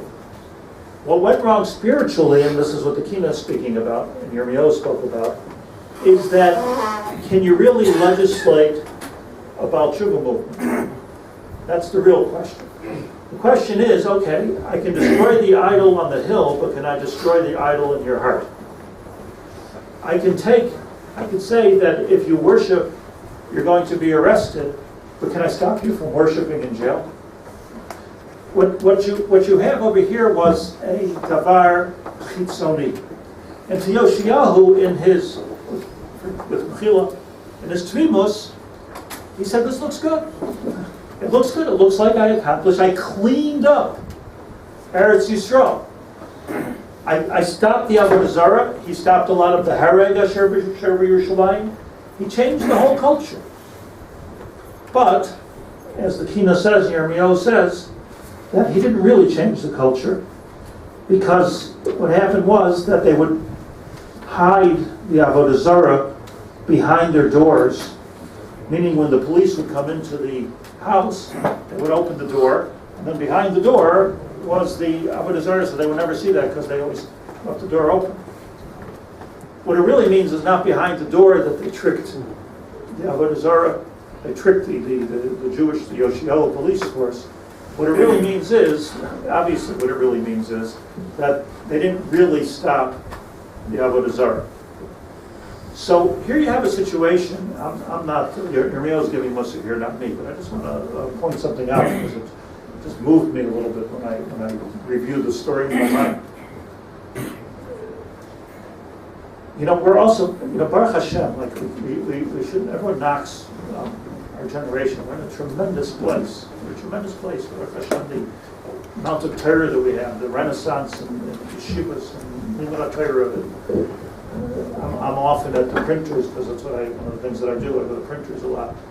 And I know that on an average month there's 70, 80 new Sfarim that come out of Eretz Yisrael, not reprints, new Sfarim. I mean, I don't think in history there's ever been anything like this. So many chidushim and so many kirurim and so many esferim. And it's all really very beautiful. They make them nice also today. Like if you want to pick up a sefer, you say I want a gold stamp. How many gold stamps? 1, 2, 3, all kinds of things that you can do to make things beautiful. It's a really beautiful renaissance that's going on. And as I said before, I mean, the schusim of Torah, the schusim of Jews who are going to fight, they're not learning Torah, but they're going to fight with Mesiras Nefesh, not ready to take a bullet, but taking bullets. And you talk to them, my greatest covet, my greatest honor, how come they didn't choose me? Also, schus for Klal Yisrael. We're in a very, very good place. We shouldn't knock the Jewish people. I think Mashiach is almost here. That's what I think. I'm not saying I'm not any kind of a baba, anything. I'm just saying my logic tells me that I think that we've made a tremendous tikkun, and then just keep on hearing about Balei Tshuva, more Balei Tshuva, and Geirim, and somehow or another things are. Thousands of places to learn Torah here in Eretz Yisrael. Thousands of binyanim, thousands of kollel. Just one thing I'm just permitting myself to say, because Yirmiyahu said it, that what we have to be careful here is sometimes we can have so much shenkeit. It can be so beautiful, it can be so nice, but somehow or another, there's, in the time of Yoshio, there's an avodah zarah me'achorei adelos. Somehow or another, you can have all of this glory and all of this beautiful, say humorous things on Tisha, but I just want to make it the point. I said on Shabbos, somebody isn't going to Italy for Shabbos this week. Somebody asked me, are you going to the Kubolim of Italy, the Kinos of Italy? So I said, where should I go to the Borsellino factory? I walk around it 7 times and say, oh, should we say so? There's too much kedusha sometimes in the Chazanish. I mean, it's just amazing that people are willing and able to present themselves as Jews no matter what. To be proud of the fact and to learn Torah. That's perfect. That's perfect. Nobody should change it. But what we have to make sure is that it goes very, very deep. That's what we have to make sure. We have to make sure that when we even slice deeply into the heart, when a person's in a moment of truth, you're really knowing that HaKadosh Baruch Hu is with you and you're with Hashem. This could be, by the way, a second, a moment in the Shemona Esrei. There should be one moment in everybody's Shemona Esrei. If you can't do the whole 3 minutes, one moment in every Shemona Esrei where I connect with HaKadosh Baruch Hu. That connection means everything. Think about it. If there's a Hester Panim in this world, and HaKadosh Baruch Hu is what we need to constantly be reminded of and even remind Hashem of, but yes, we're connected. Yes, we're connected. There is something real here. And we have to remember that HaKadosh Baruch Hu was that there's still the connection there. And that's apparently what got lost. At this time in the Chorban Beis HaMikdash, it went too far. So for Yoshiyahu himself, says the Kinos, the Beis HaMikdash lasted an extra 22 years more than it was supposed to. Yirmiyahu is saying it was going to be destroyed now. It went 22 years. Says the Kinos, it's Keneged Tola Be'esrim Ushtayim Maharei Shasais. It was totally in the 22 letters of the Aleph base. The 22 letters, not Kesher, 22 years, the 22 letters of the Aleph base. The Oisius of the Aleph base, Heim Shemoisav Shal HaKadosh Baruch Hu. Those are the manifestations, the most chitzoni manifestations of HaKadosh Baruch Hu. Let me explain to you, because all of this is in Seder Aleph base now, that when everybody knows your name, it's in the phone book. You can wear it on a badge. If they know my name, do they really know me? Shvach. But they know the Shem. The Shemos of HaKadosh Baruch Hu are the final articulation of HaKadosh Baruch Hu in the Bria. We can see Chesed, we can see Din, we can see Rachamim, we can see certain things, Gura, we can see Shemos of HaKadosh Baruch Hu, we can see the Shem Elikim, and we can see Yuki Bavke, we can see Ashkach HaPratos, we can see things in the Bria. But we're only seeing the Shem. When you think about Aleph Beis, B, Ba, Ga, Ga, those are the first letters of the Bria, meaning HaKadosh Baruch Hu is the Or Pashut, and the Or Pashut comes into the Bria, and then the Bria starts to articulate in Oisios. So those Oisios are the Chitzoni part, and from there we have to go deeper inside, from the Shem inward. We got the Oisios right. The Chaf Beis Oisios of the Aleph Beis were okay. That gave us 22 years. It gave us 22 years stretched out the Beis HaMikdash. You have to go inward. You have to go bifnai when it comes to the Beis HaMikdash. And that's what we didn't do at that time, but apparently we can still do it now. And that's the Vayekainen Yirmiyahu Yoshiyahu that we're going to say. Vayekainen Yirmiyahu Yoshiyahu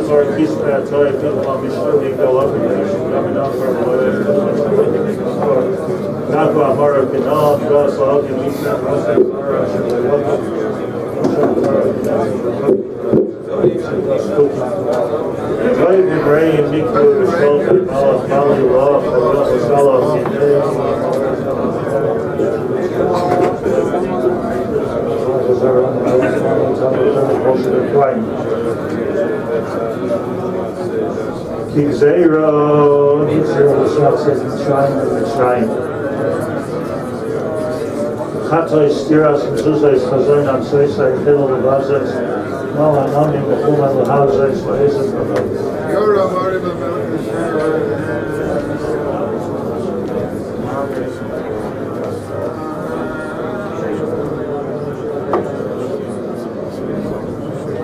Kalim Hitu Afros, and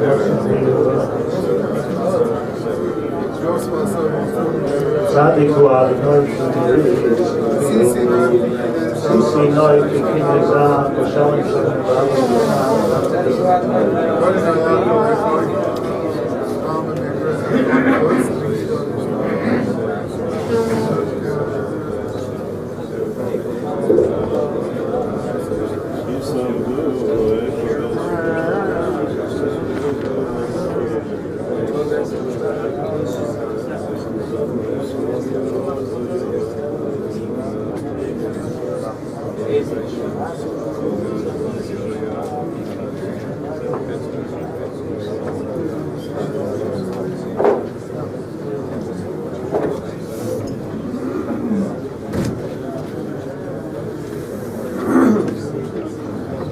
In Yud Beis, there's the Kinos of Ohali Asher To'avta Adlei Gracious. The words speak for themselves. This is a Beis HaMikdash, Ohali, or more important than the Beis HaMikdash is the Makom of Hashras Hashchina, the place where the Shechina Shara. Ohali, Hashem says, that's my oil, the oil Moed.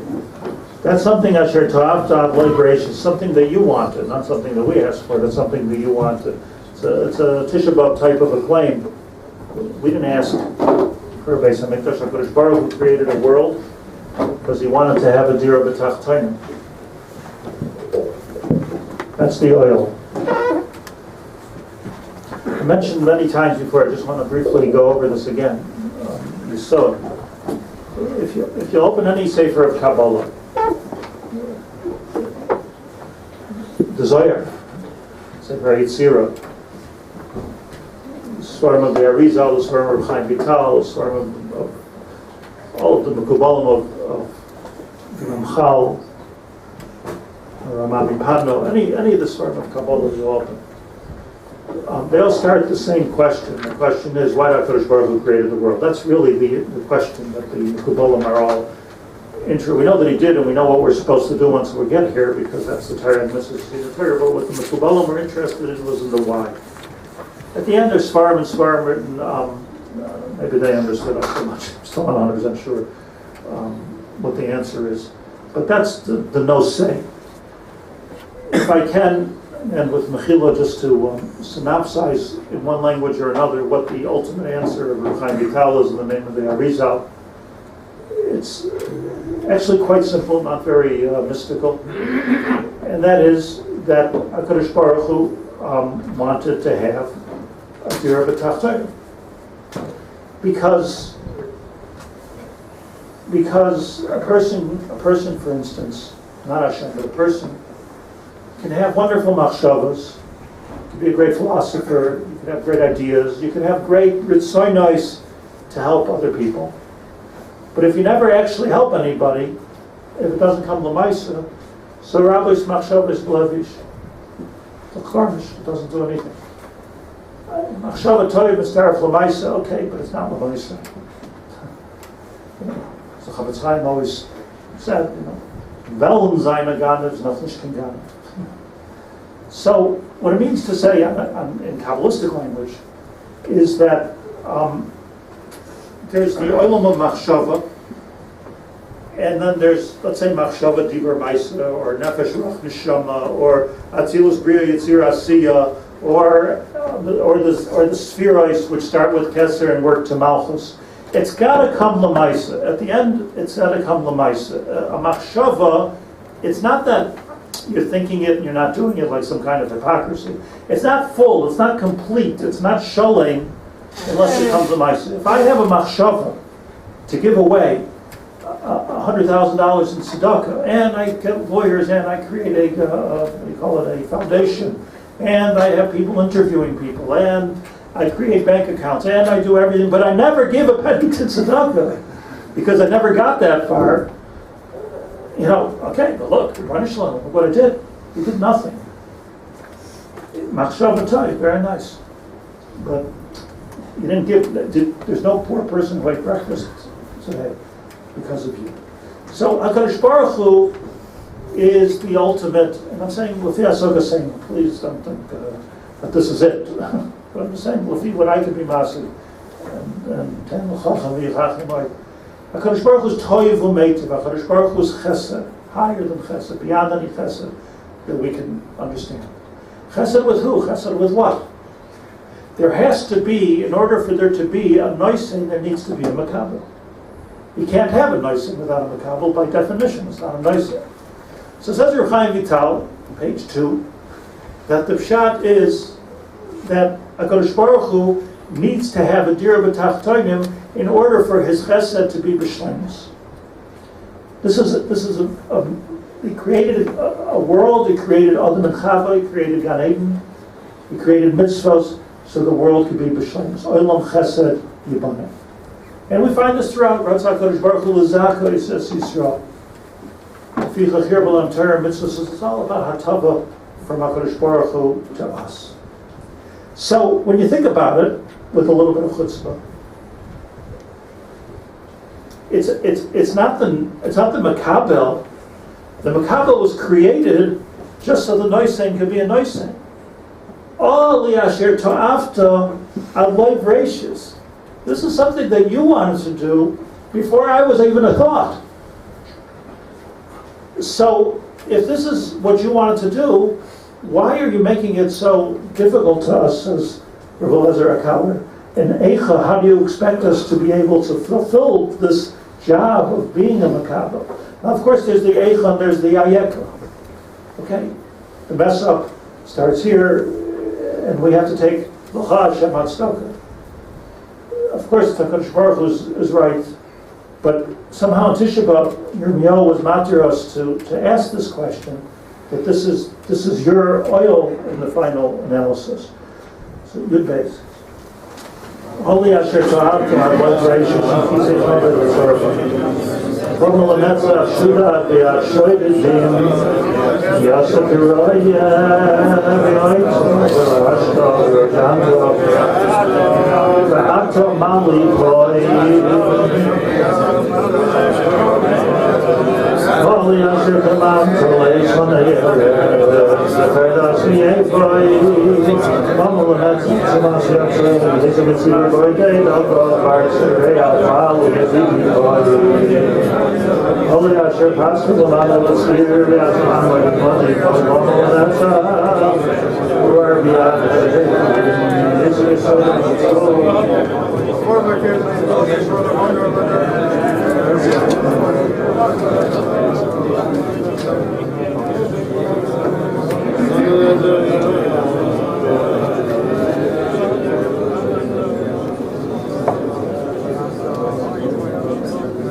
Holy Asher.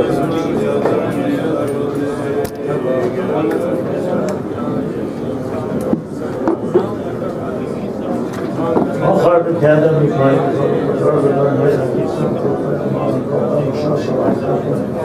least the whole of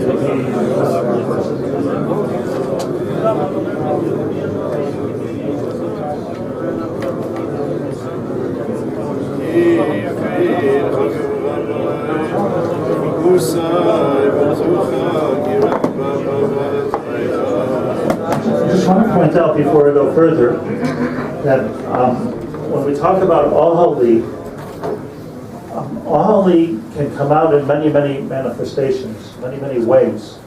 Ohali, we usually teach, is the Beis HaMikdash. The oil moed, that's the oil, that's the tent of Hashem. That's really the makom of the Shekhinah. That's where heaven touches earth. Oli can be the Beis Hamikdash. Oli can also be Beis HaKnesses. Here we just read, Oli asher kaimamta le sonei eretz. You created an ohel, Hashem. You created an ohel, a makom for the Shekhinah, for a sonei eretz, means the Avos, Avraham, Yitzchak, and Yaacov. There's no Beis Hamikdash at the time of Avraham, Yitzchak, and Yaacov. So what's Oli? What was the tent? So this is a reference to the oil Sarah. The oil Sarah, there was a Ner Dolok, Erev Shabbos. There was an Anon Rivkasa, there was Anon, the Anon Yaakov, which were Toila on the oil of Avraham, Yitzchak, and Yaakov. That was a Beis Hamikdash. A Beis Hamikdash means a landing place for the Shekhinah. A place of total horrors upon him, a place of nevuah, a place of union between Klal Yisrael and Avinu Shebashamayim. The oil could be the Beis Hamikdash, and that's what we're all praying for. Or the oil could be our homes, a dining room table. The oil is any place where you let the Shekhinah be Sheirah. And by letting the Shekhinah be Sheirah, you are being Mekayim HaKadosh Baruch Hu's Kavanah in the world. So just like we're saying, HaKadosh Baruch Hu, you want your Shekhinah to be Sheirah, so give us the Beis Hamikdash, for heaven's sakes, so that the Shekhinah could be Sheirah. We could also say, Rebbeinu Shalom, I'm creating a home. A wife, a husband, kids. Help me out a little bit with some Kedusha in this house. I can't have the Shekhinah here if I don't have Shalom in my house. I can't teach my kids about the Mesiras Yisrael if they don't have a smile on their face. And I can't do any of it if I don't have the Seichel to be able to bring the Shekhinah into my home. So the Shekhinah could be in the Beis HaMikdash. The Shekhinah could be in the Beis Sonei Aretz Avraham, Yitzchak, and Yaakov. The Shekhinah could be in our shuls, and the Shekhinah could be in our dining room. And it's all the same thing, really, because the Mikdash Ma'at that Yecheskel spoke about was everywhere where the Shekhinah can be Sheirah. Dira b'tachtoinim is, as the pasuk so famously says, we also leave Mikdash v'shachanti b'seichon. So kol echad b'echad, you don't even need the dining room table. Is the Shekhinah Sheirah in me? And this is something I think that we need to absorb, because as we absorb the Shekhinah, then we're zocheh to the trappings of the Shekhinah. And the trappings of the Shekhinah is the bias. The trappings of the Shekhinah is the Eretz Yisrael, and is the Beis Hamikdash, and that's really what we're asking for. Let's just say Yudalad Eicha as Asher Kvar Asel Tavam and Eli Bais Mishir Asher Lai Shchakim Tavam. Eli Ramah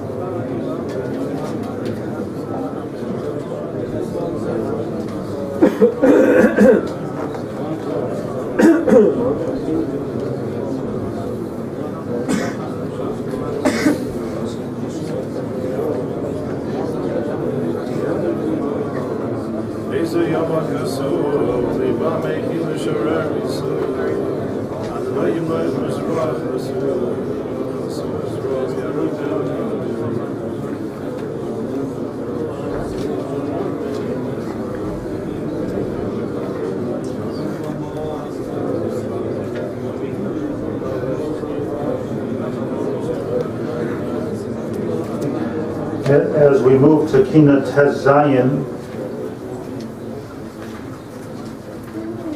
Kinos Zachar Asher Asad Sar Befinim, we're moving from the Bayis Rishon to the Bayis Sheni, to the Chorban Bayis Rishon to the Chorban Bayis Sheni, and this is the Kina which Rabbeinu Eliezer HaKalir describes the terrible actions of Titus Harosha. I'm going to give you a little bit of the background here. Titus was the son of Vespasian. Vespasian was the Roman emperor.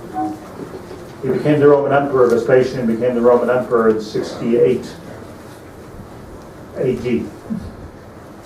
During the meeting he had with Rabbi Yochanan ben Zakkai, that's something. Rabbi Yochanan ben Zakkai told him, "You're the emperor." He said, "Why are you calling me the emperor?" He said, "I'm telling you, you're the emperor of the Roman Empire," and you get a message right there that he was the emperor. Before that, he was a commander. He was a general. When he became the emperor in 68, he made his son Titus the chief warrior and put him in charge of Yerushalayim, the rebellion in Yerushalayim. Squash the Jews. And that was Titus's job. When Vespasian died, he became the emperor, Roman emperor, and he was the emperor from the year 70. Vespasian was only emperor of Rome for 2 years, from the year 70 to the year 79, also short. It's interesting, by the way, if you look at non-Jewish history of Titus, they really like this guy. He's considered like a great leader. Well, not like we look at him. There was Nero in Rome. There was the great fire of Rome. Rome burned. Nero fiddled. He wasn't doing anything about it. Titus came and he put out the fires and he rebuilt Rome. Titus created a welfare system for the Roman Empire, and most prestigiously and most importantly, he destroyed Yerushalayim, which to the Goyim was a gadfly. It was a nuisance because we weren't going along with the program of world renewal. So Goyim don't like us when we continue to do our own thing, whether it's the Greeks or the Romans or the communists or whoever it might be. We're not entitled to do our own thing. So that was Titus Harosha. The Gemara describes him in Gittin and Zion base. The campaign on the Beis Hamikdash, this campaign over Yerushalayim, was 47 days. It was a 47-day siege of Yerushalayim, and that's how long it took him to destroy the Beis Hamikdash. And during that time, Josephus tells us he killed 47,000 Jews. 40,000 Jews, 47 days. 40,000 Jews in 47 days. It's a lot of 40,000 Jews. You can imagine there were Levias everywhere in Yerushalayim. You can imagine the crying and screaming. That's what Titus Harosha did. The Gemara describes that he entered into the Beis Hamikdash when he finally got with his legions as far as the Beis Hamikdash. He went in and he took in with him a zona, a prostitute. It's interesting that the Gemara chooses to tell us this. Josephus tells us who the prostitute was. We even know her name. Her name was, as he calls her, Brenica or Bernice, as the Romans call it. Jewish lady. She was from Beis Hurdus. She was the daughter of Agrippas Amelech. She crossed the line and she was a traitor to the Romans. And when in Rome do as the Romans do, so she became a prostitute. And she became the private mistress while Titus was in Eretz Yisrael. She became the private mistress to Titus Harosha. And told his legions, "You stay outside." And he's going in with Bernice into the Beis Hamikdash. And he went into the Beis HaMikdash, and he went where everyone was afraid to go. He ripped himself through until the Kodesh HaKadoshim, Mamash. And a number of things took place. Gemara says he stabbed the paroches.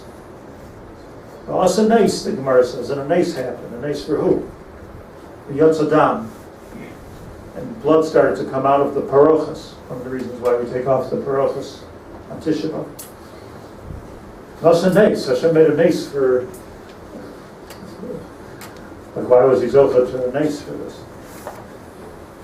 He ripped off the paroches, and he started to take all of the kalim that he can find and wrapped them up in the bloody paroches. Savar shaharagas atzmai. Rashi says, the Gemara couldn't even say the words. He thought he figured, I killed Hashem. He wasn't at war with the Jews. He was in war with HaKadosh Baruch Hu because that was the main competition. HaKadosh Baruch Hu was the competition. I killed him. Yot Sadat. The nest that HaKadosh Baruch Hu did was that he let Titus think that he killed him. He killed Hashem. He wrapped all of the kalim of the Beis HaMikdash in the bloody paroches to show the Romans when he got back, look what I did. Then he took a Sefer Torah out. There was Sefer Torah. And he was poshet the Sefer Torah on the Mizbeach. He took the Zona v'asa ma'izatash b'shal ha-Mizbeach.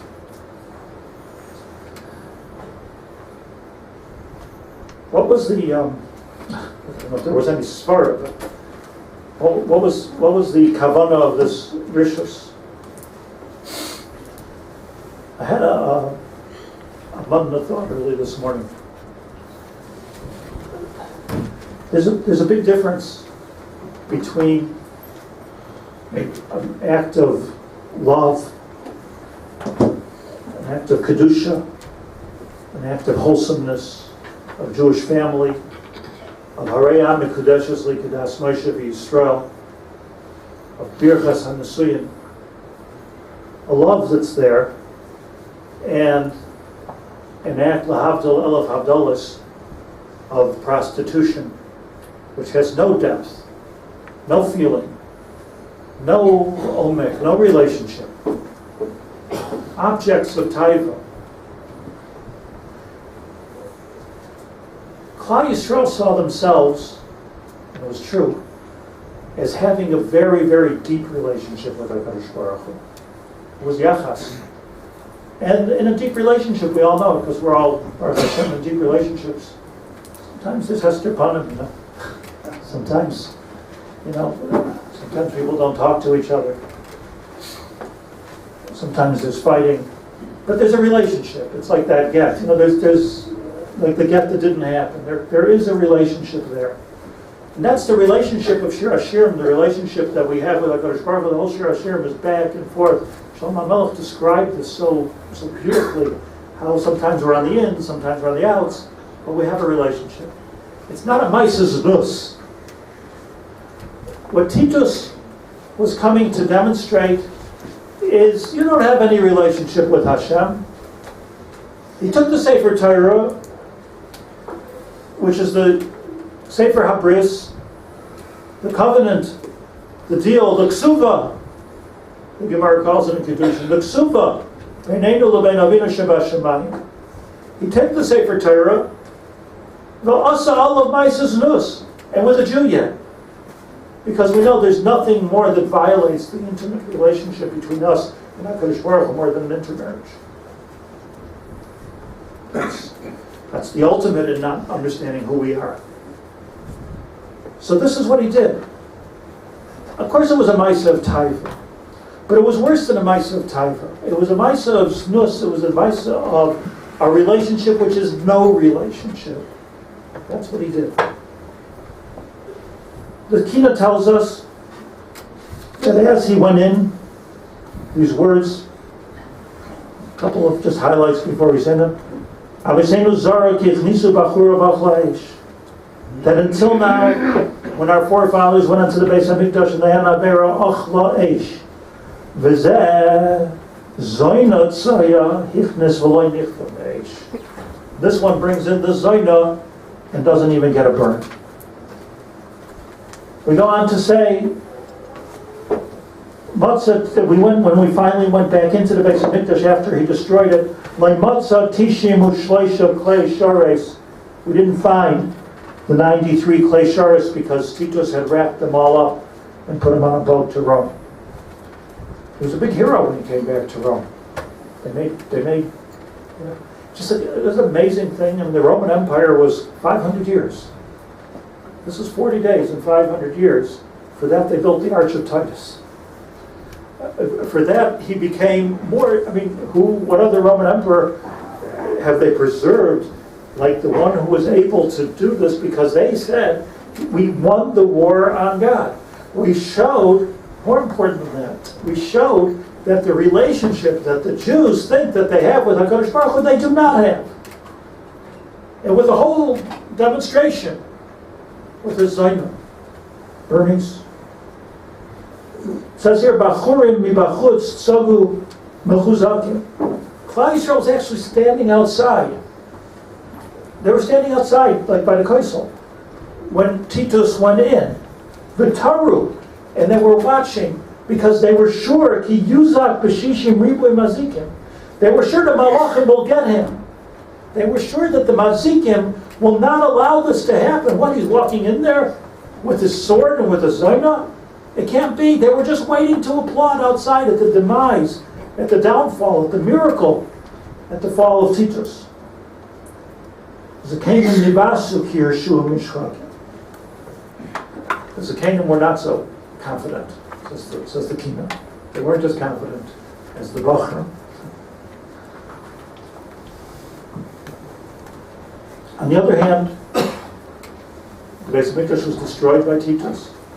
40,000 Jews were killed. And the Kinos tells us not to forget, Altzad Maravi Lezecher history boy, that he didn't get the Kaisel HaMaravi. It's fascinating. He left the Kaisel HaMaravi because he wanted to be able to prove that there was a Beis Hamikdash here. He wanted to do like the Anshe Bavel did, of Aru Ad HaYisoid Bavel. There should be no remnants of the Beis Hamikdash, but he said no. You know, like the Nazis, like Ymach Shema V'Zichron. There's a museum, you can go look at it. There's a museum of the forgotten race that they made. They took together beautiful tapestries of paroches and beautiful pieces of silver the Jews made with their hands, to make kiddushin and to make Havdalah in. And they took beautiful pieces, beautiful things from shuls, and they put it all in a warehouse in Prague, I believe, at the time.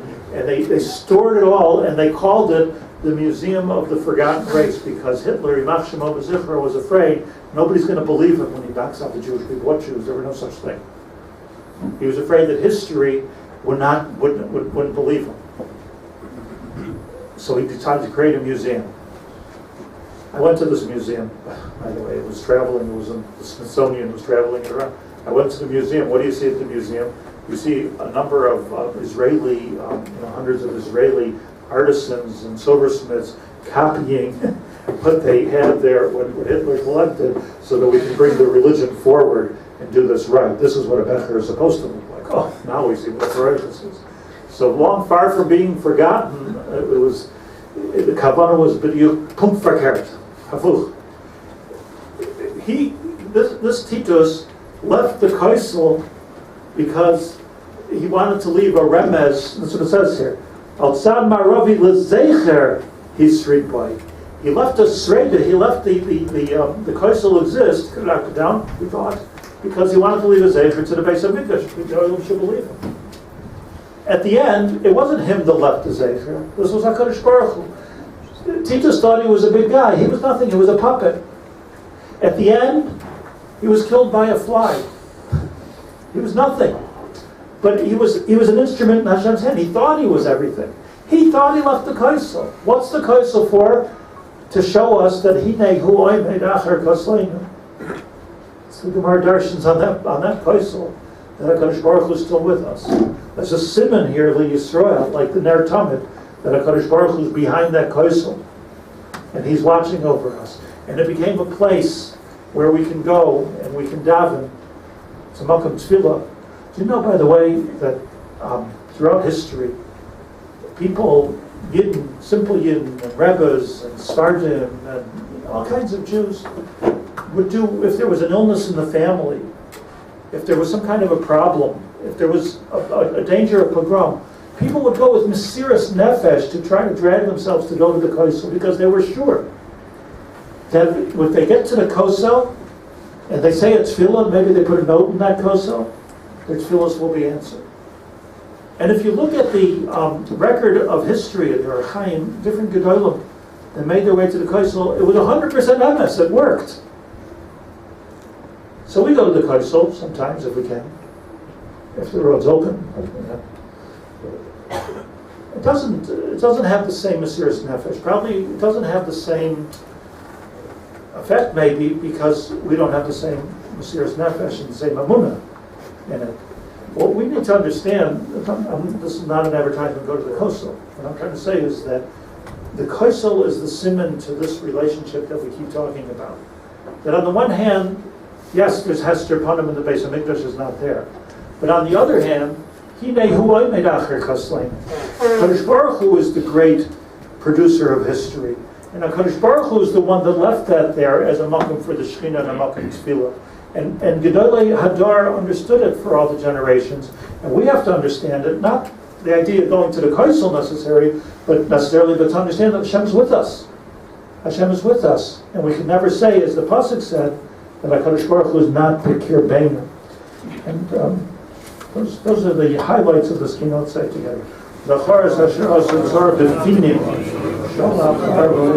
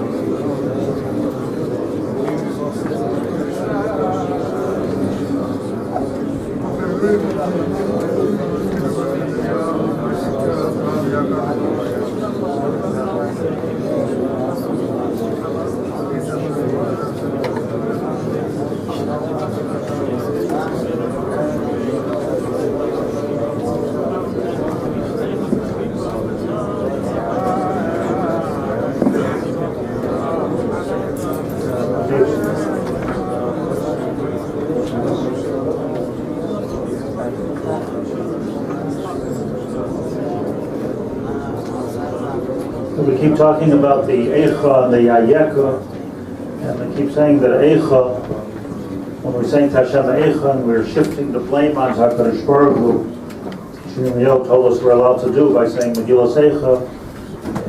It requires us to do a Tziduk Hadin with Kavanah Gedolah. You can't have an Eicha without a Tziduk Hadin.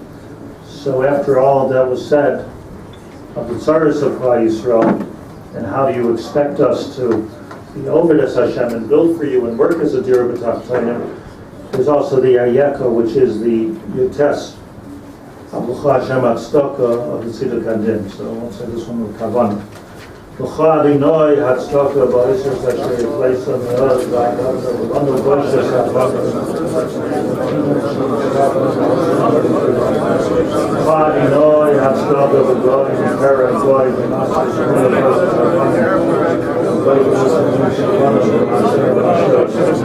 Father, no, you have stopped of the God, no voices upon him, the Yammer, Ayam, the Yam, so God, the Lord. Father, no, you have stopped of the God, and the guy, no voices upon him.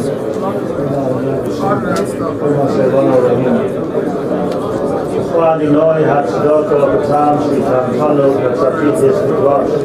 None of voices upon him, beyond the crowd, and the Kinos, Shlit'a, Father, you know you have stopped of the local man, the Rabbi, none of voices upon him, the Lechem, and Father, you know you have stopped of a mirror, like a son of Gopher, none of voices upon him, the Father, you know you have stopped of a sleeping boy, no mama, but you know none of voices upon him, but often, and all the same beliefs of him. Father, you know you have stopped of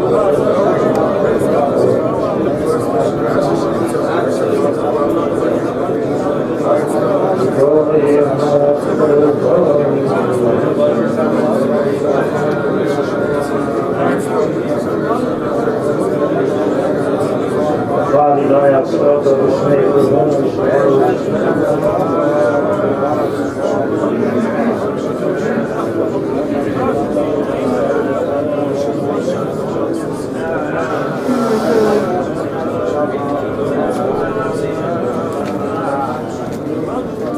Father, I have stopped of the Shame, Shama, Shaisa, Sinat, Yerusha,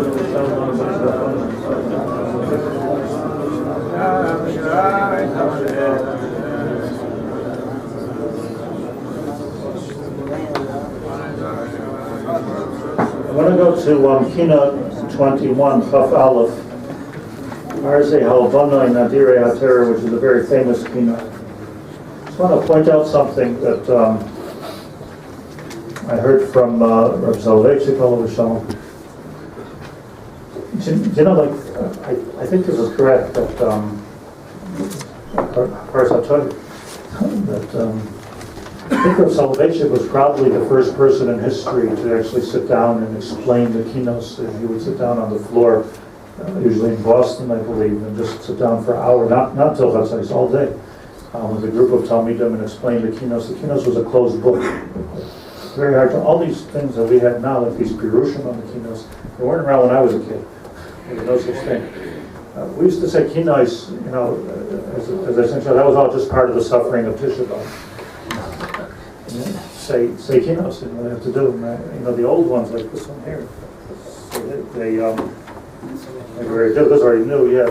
So some of them, for some reason, are in big print, and some of them are in small print.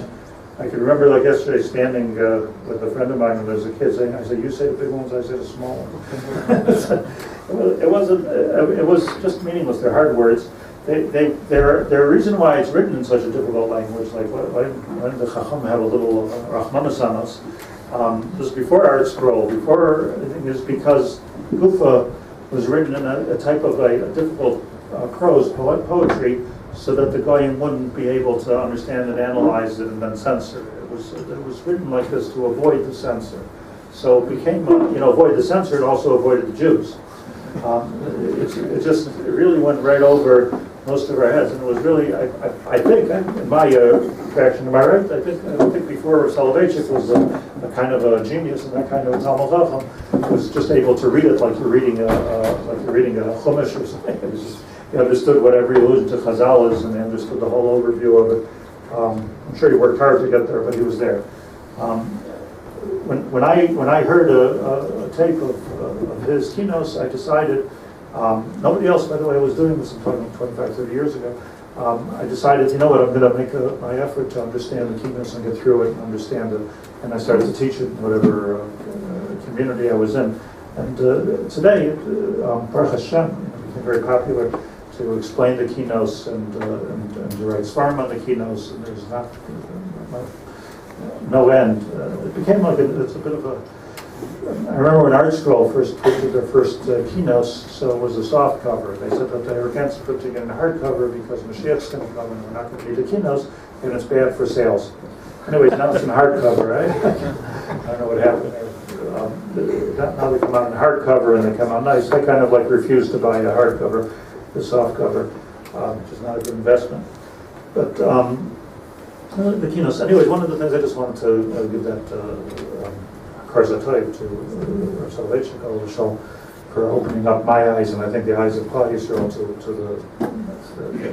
the feeling and the regesh and the richness of the history and the Kabbalah that you have here in Kinos. It actually is one of the most, when you really get into it, one of the most profound sets of prose in the history of Klal Yisrael, in my opinion. Soloveitchik points out that especially throughout the whole Kinos, but especially from Chaf Aleph on, there's a serious problem with chronology. Meaning, you would think that the Kinos would go in a historic order and start with, let's say, the Yaacov Adam Rishon, and work to the, let's say, Charbon Shiloi and Bayis Rishon, Bayis Sheni, and go from there to pogroms and then holocausts, and that would be the Kinos. It doesn't work like that at all. Soloveitchik points out that it's unusual how it works. You have back and forth and back and forth. We start with the Bayis Sheni, we go to the Crusades. And from the Crusades, and we go from Chaval to Chav Zayin. From the Crusades, we go to the Charbon Bayis Rishon. Charbon Bayis Rishon, we go to the second set of Crusades. And it's all mixed up.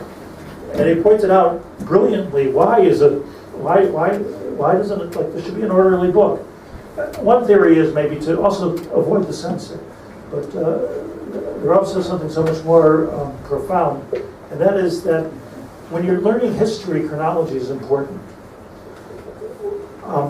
When you're trying to understand the root cause of a problem, then chronology is not important. It's like, I'll just give my mashal, it's like if somebody would go to a doctor and describe his or her symptoms as to why they're coming to the doctor. So you say, well, my head hurts, my stomach hurts, my hand hurts, it's hard for me to walk, it's hard for me to think, it's hard for me to stay awake. You could describe these things. The chronology could be important, but mostly what has to be done is you have to draw a circle here, to connect the dots, and understand what's the root of the problem and what is it that could be going wrong that can be causing all these different problems. Like, if you stubbed your toe, your foot's going to hurt. You're not going to get a headache.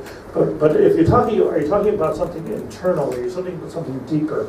If you're talking about something deeper, chronology ceases to be important. So Soloveitchik points out that it doesn't make any difference whether it happened in the 1st century or the 12th century. What makes a difference here is what's going on, and what's going on, as he puts it, is the Siluk HaShechina. What's going on is that HaKadosh Baruch Hu has moved away from us, and there's a hester upon him, as the Chumash tells us, and what we're seeing through Kinos and what we're seeing through history are different manifestations of HaKadosh Baruch Hu not being amongst us. I wish I could explain and for that matter understand what do those words really mean. I just wish I could understand more. I somehow know it in my neshama, and I don't know it in my seichel, because it's so easy to say words and to fall into the trap of words that we want hashras hashchina. What does it mean? Is it smoke? Is it a cloud? What is the hashras hashchina? And all I can say is the hashras hashchina is to be able to understand, not have to rely on the fact that we know there's a relationship, but to be able to see the relationship. I was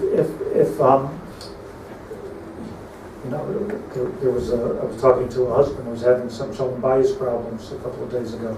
So he said to me, I'll be back in about 15 minutes, I just want to go home and see where my wife is holding. I said, holding in what? She's still angry and not angry. So checking, she's checking him, he's checking her. There's a relationship here. There's an omek of a relationship here, but we shouldn't have to check so much.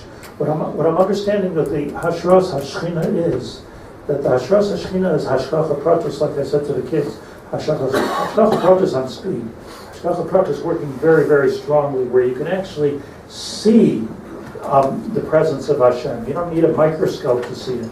You don't need a gadol to be able to touch it for you. It's there. That's the hashgacha pratis we're losing from. Every time we see this lack of mazel, this lack of hashgacha pratis, whether it's in terrible episodes of the Crusaders, whether it's in the terrible episodes of the Asar or Malchus, it really doesn't make any difference. It means that there's not the type of hashgacha that we're begging for.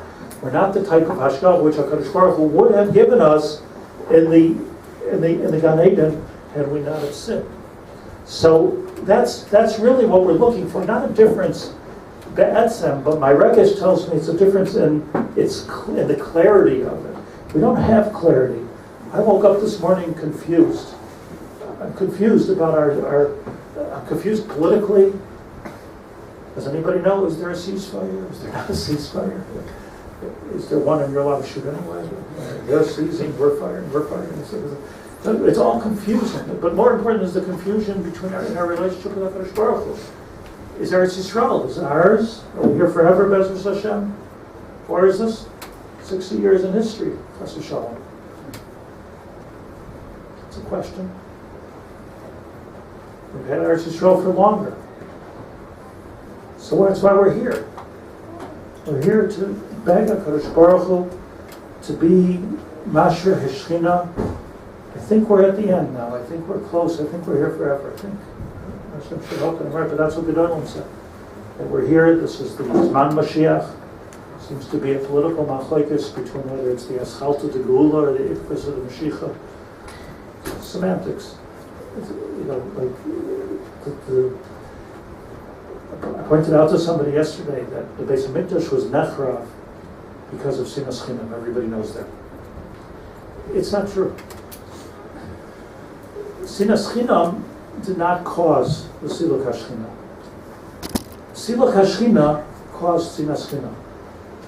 When you have Siluk HaShchina, you don't have clarity. And when you don't have clarity, you don't know where you're holding. And you become jealous.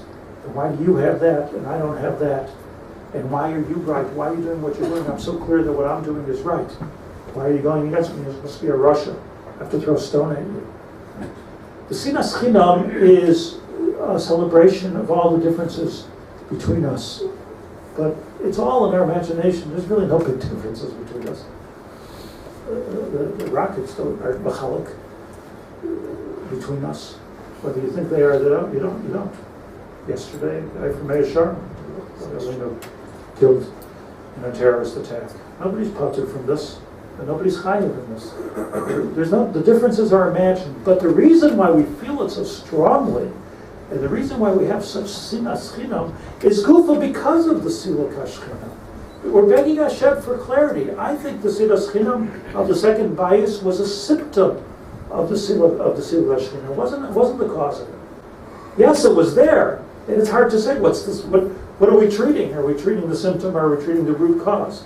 But this is where Rav Soloveitchik says, let's get to the cause. Let's understand what's going on. We could be masakin sometimes by being masakin symptoms. I'm not saying now we got to get rid of the sinas chinam. It's ridiculous because otherwise, the only chance we have is if we lose this thing. We gotta lose this mishikas. You hear people talking from all camps, every camp. I don't care what kind of yarmulke they're wearing or if they're not wearing. Everybody's full of sinas chinam. It's like it's meshugah. You disagree, but it's crazy. The only chance we have of treating this, of bringing the shechina back, is to undo it from the bottom. So try to figure out what you have in common with people and be nice to them and have some havas yisrael. That's what you're supposed to have. If the Shomer Amunim Rabbi is the Satmar, and there's more Satmar than the Satmar. Like the Shomer Amunim Rabbi said that the Satmar Rabbi was too liberal.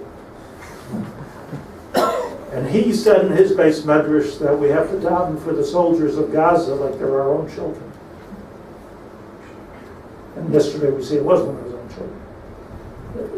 The Gedolim understand that these chilukim are shtus. These are chilukim that they're imagined, they're imaginary. It makes no difference. You see Erlich Yidden on all sides and you see non-Erlich Yidden on those sides. They have to be Erlich Jews, they have to be Ahavas Yisrael. So this is, I think, the omek of what I learned from Rav Soloveitchik, that it's the root cause, and the chronology doesn't make any difference, because the chronology are only the symptoms.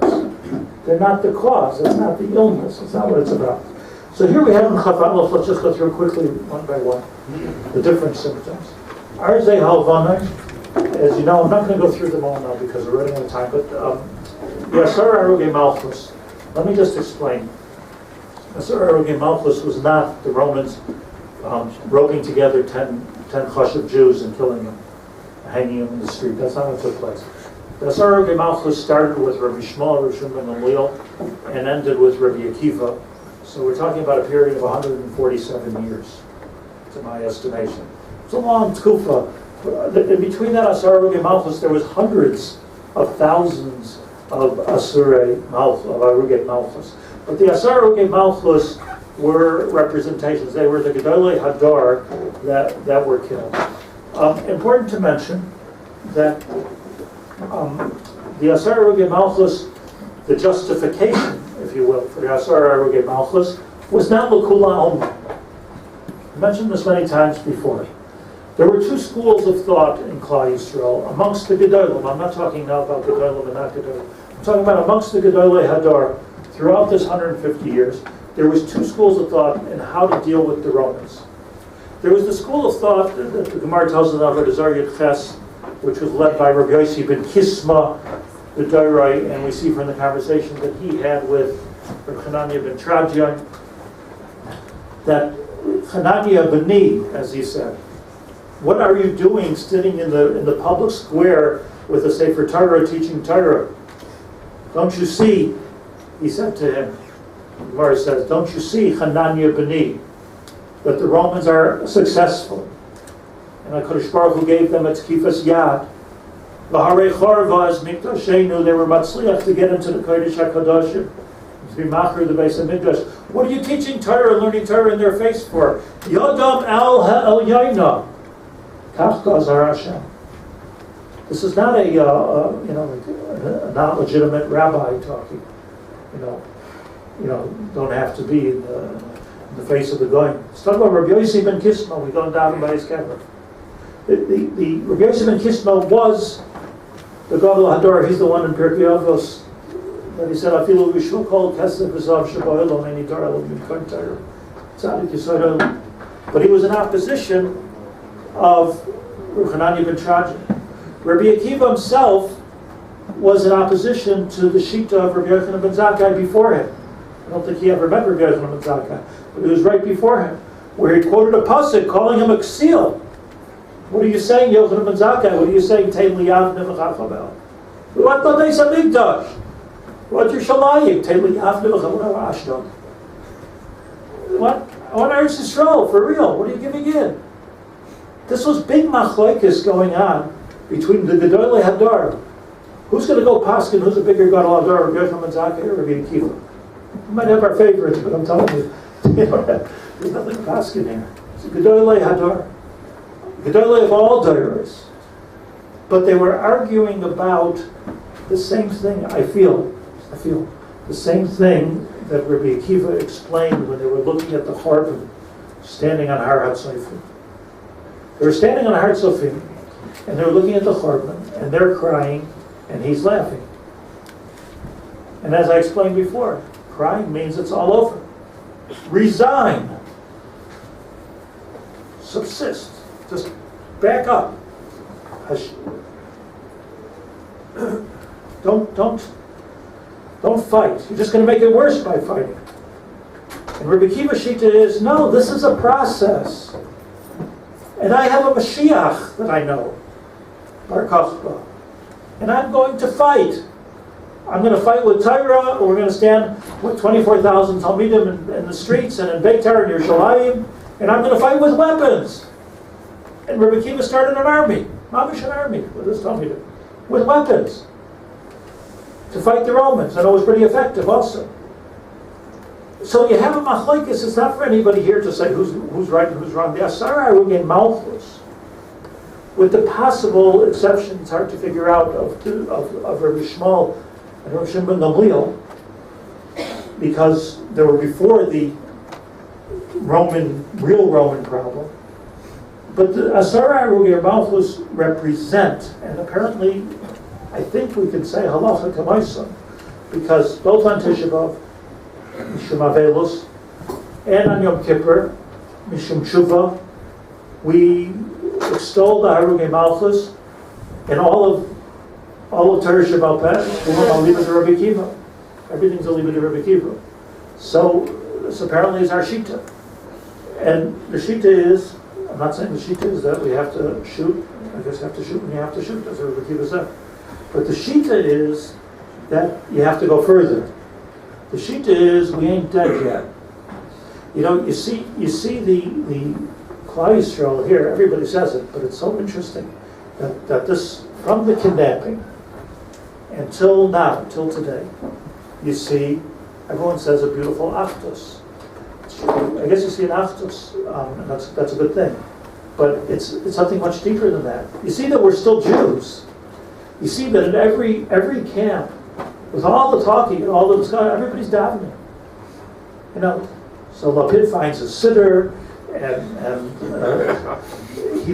Knesset makes a minyan for Mincha, and the Panovich, they're saying Tillim for the soldier. Like everybody's davening, and they're all davening the same thing to the same Rebbeinu Shalom.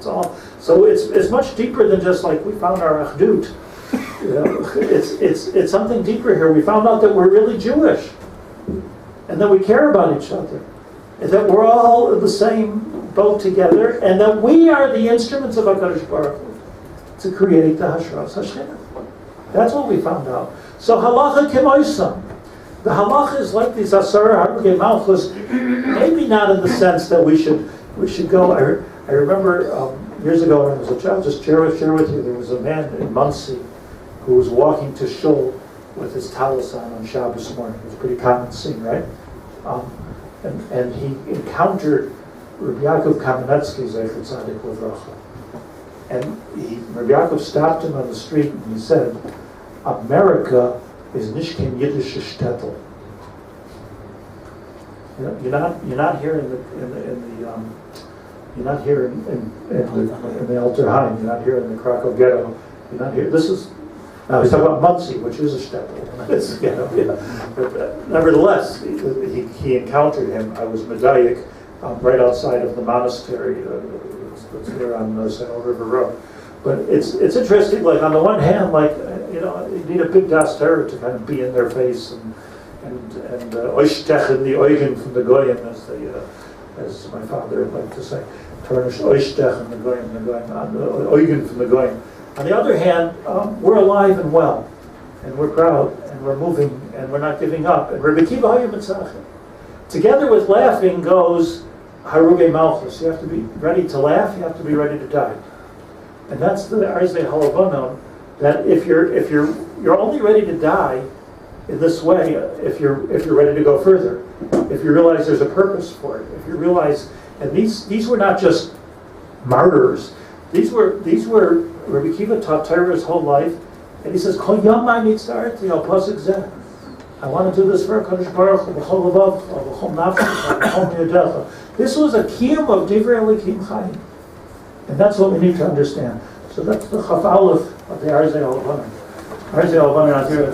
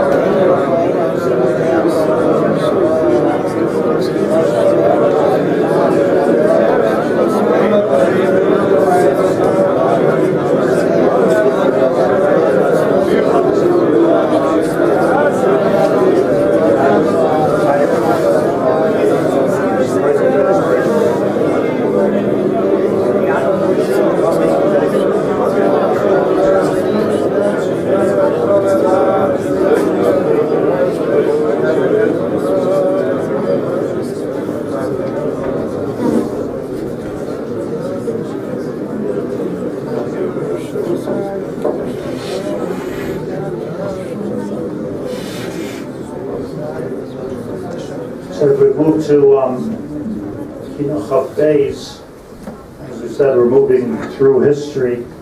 Kinos is a kina written about the Crusades, the Normandy Crusades, which were from 1096 to 1148 in our years, in the Gregorian years. This was B'diuk, the time of Rashi, by the way. Exactly when Rashi lived. Although Rashi wasn't directly affected by the Crusades, as his children and grandchildren were.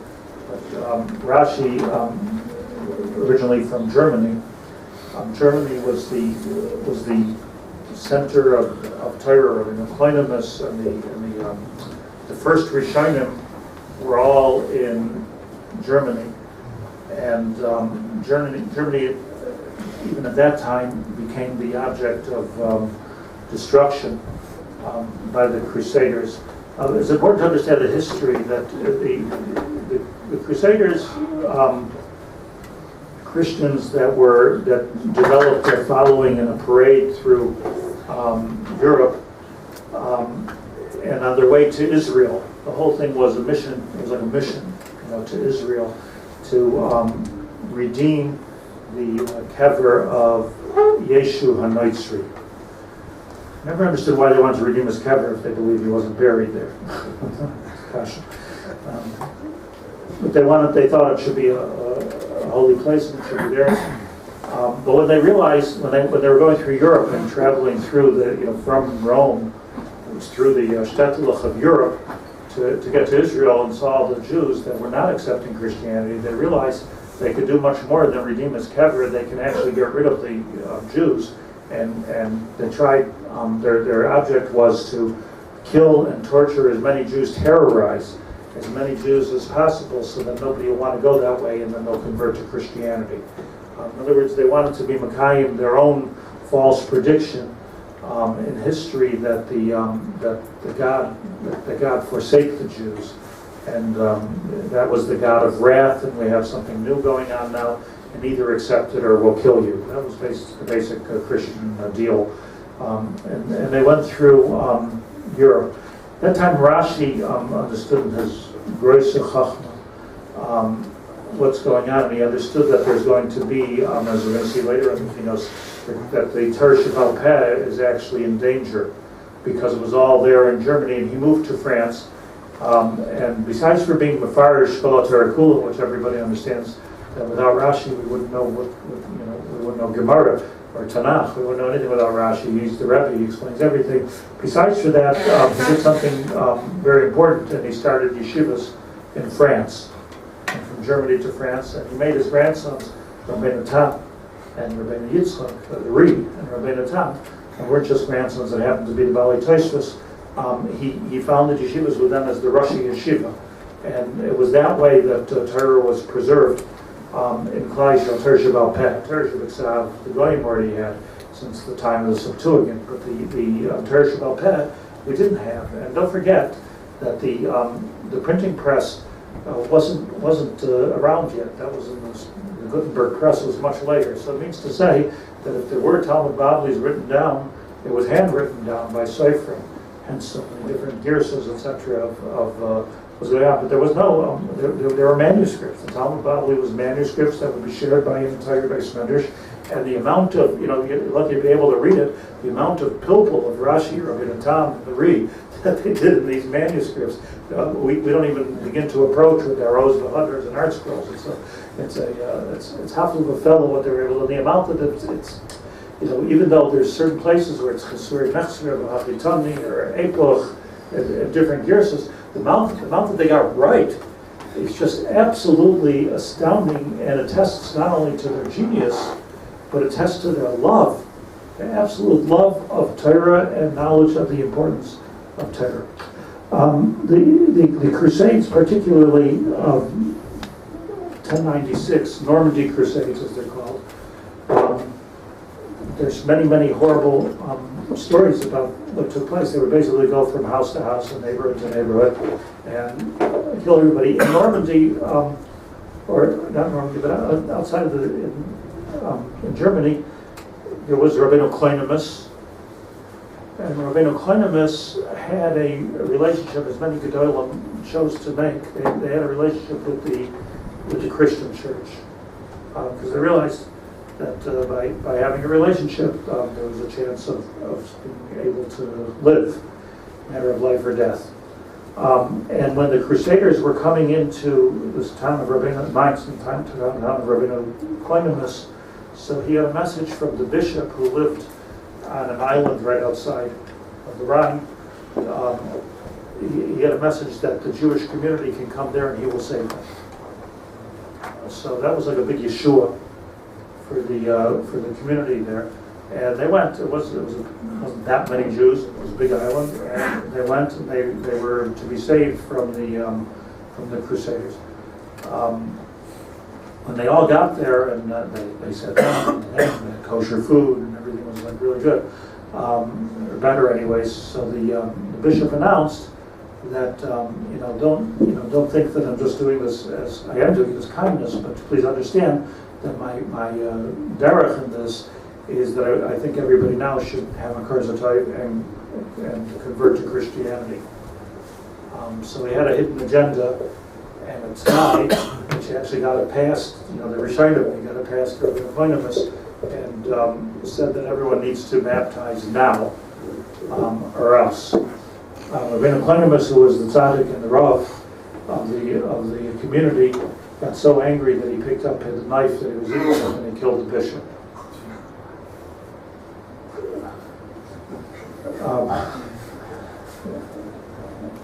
All hell broke loose, and the community was killed. Between the bishop's guards and the Crusaders, the community was killed. But the spirit was alive. You can understand.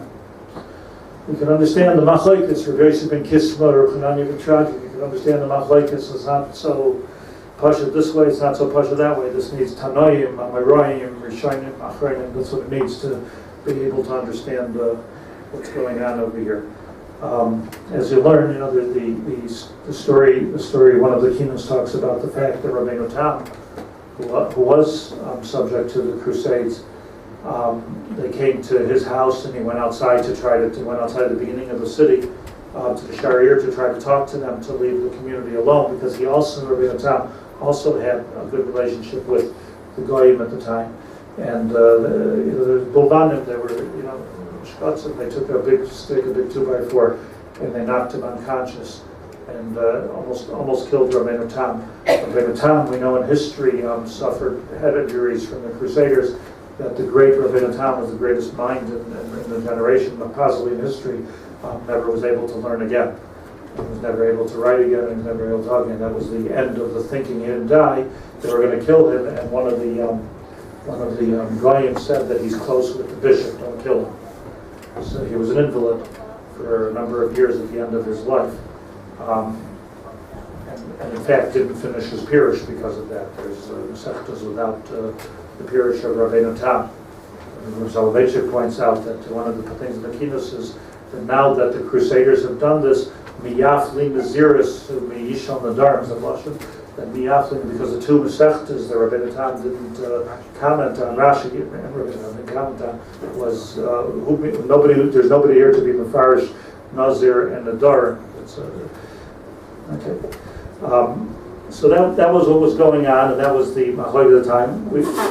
We survived it somehow, but we said Kinos about it because that was certainly considered a time in history of Hester Panim.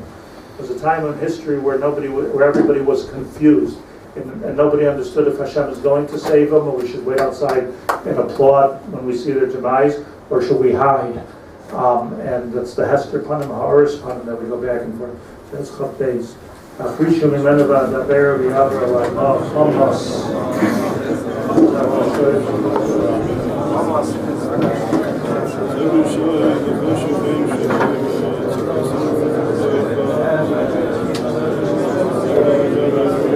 Hey Shabbos Masoid, your blessings upon him,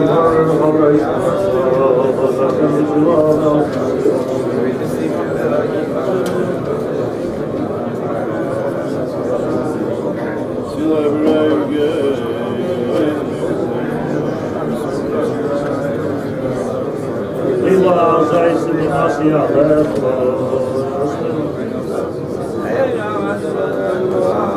Reeling silver taku moros.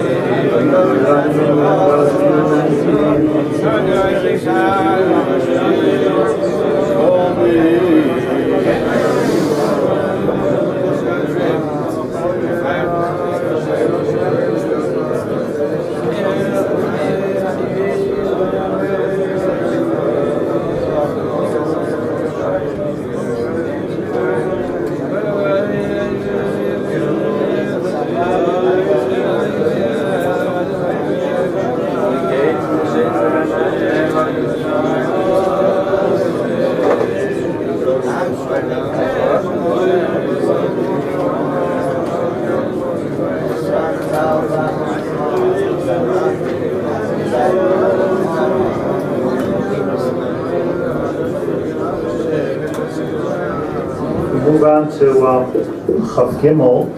We move on and we move back in history to the son and daughter of Rabbi Shmuel Kohen Gadol. So Rabbi Shmuel Kohen Gadol and Rabbi Shimon ben Gamliel were the first two of the Asara Arugei Malchus.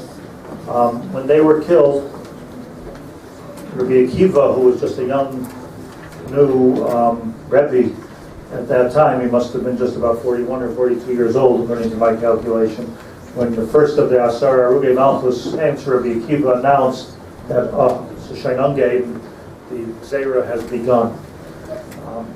And that's where it started. They killed Rabbi Shmuel, they killed Rabbi Shimon ben Gamliel.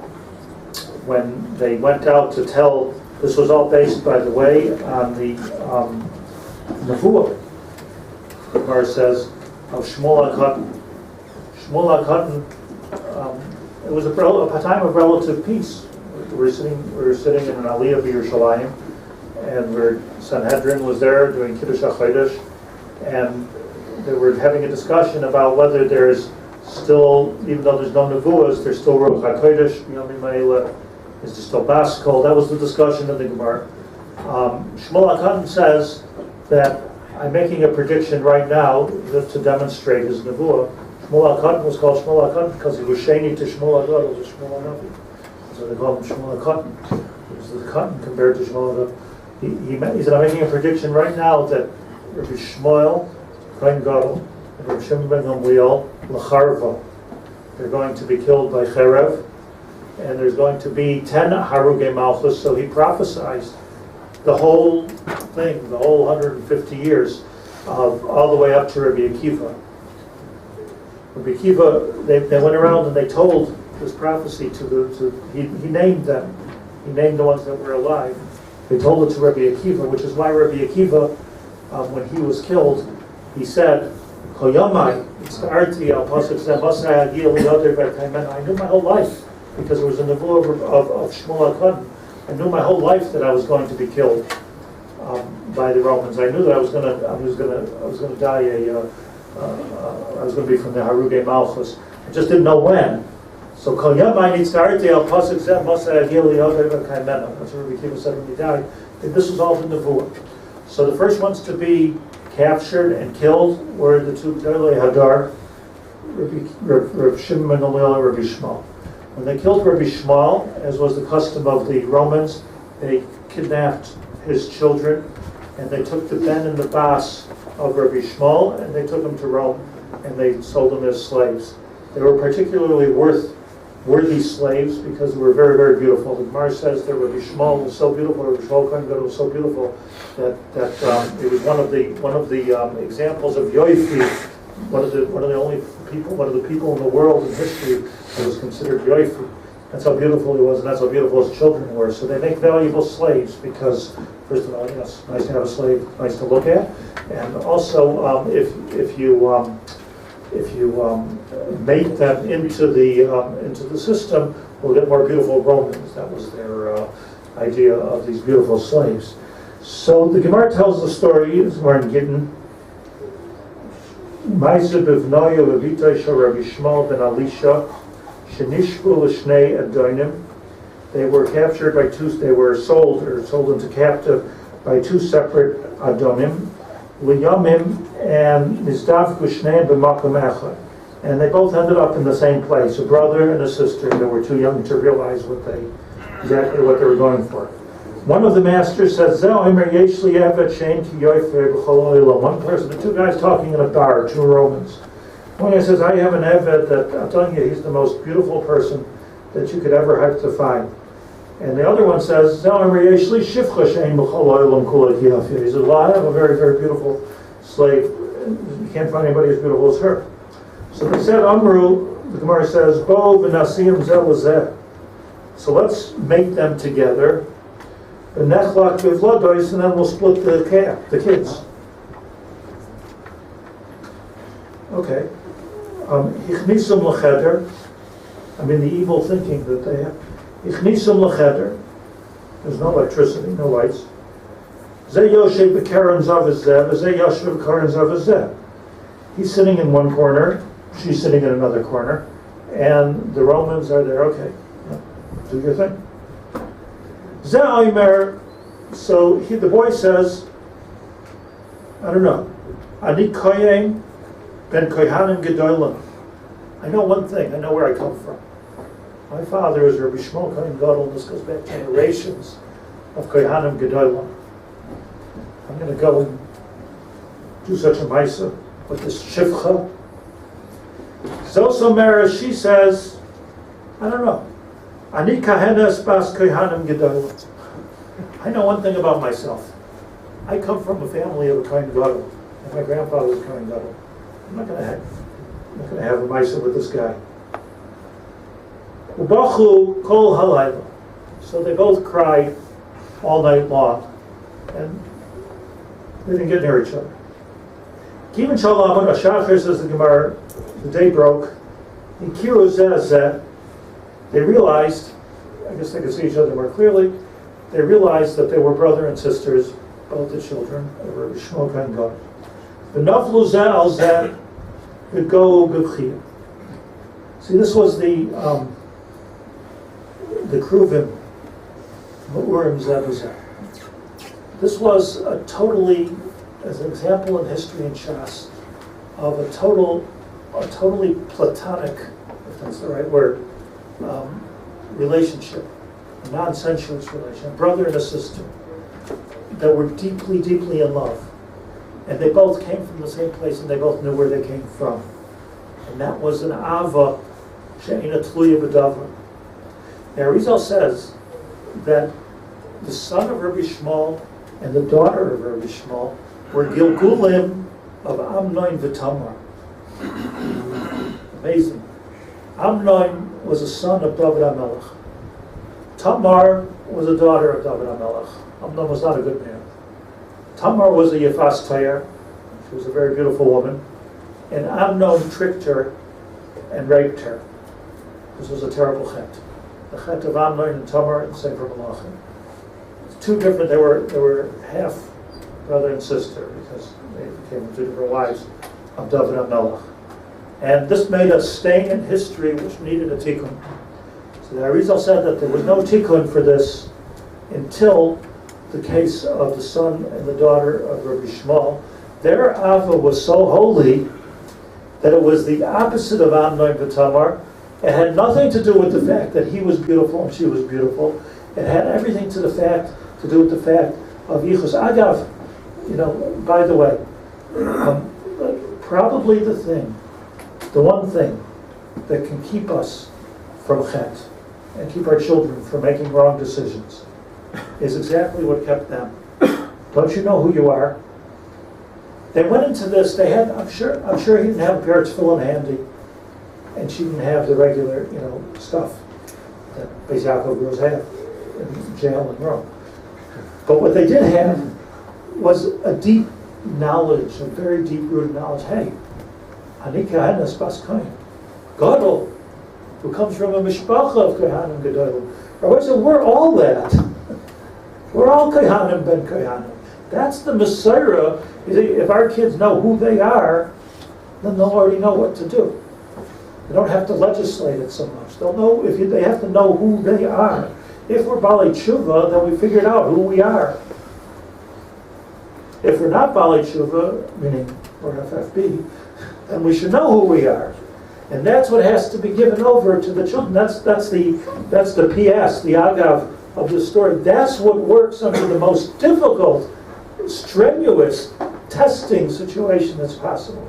But what we do have here in the story of the son and daughter of Shmuel is what the Mishnah says, Ezehu ava shehitluya b'davar, ze avas Amnon v'Tamar. The ultimate ava, agenda-driven ava. Get away from it and get to the ava of the Ben and Bita Shel Yishmael Kohen Gadol, which they were raised with Kedusha, with Tara, and they understood what real ava is. And I think that's the message of the Kinos that we need to understand under all circumstances. Who we are, what we are, and therefore what real ava we need to have. Chaf Gimel. There's nobody Chatasi Shmima.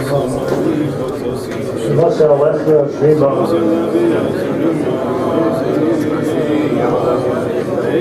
Many new Vaz or Mishmol Kohen Gadol.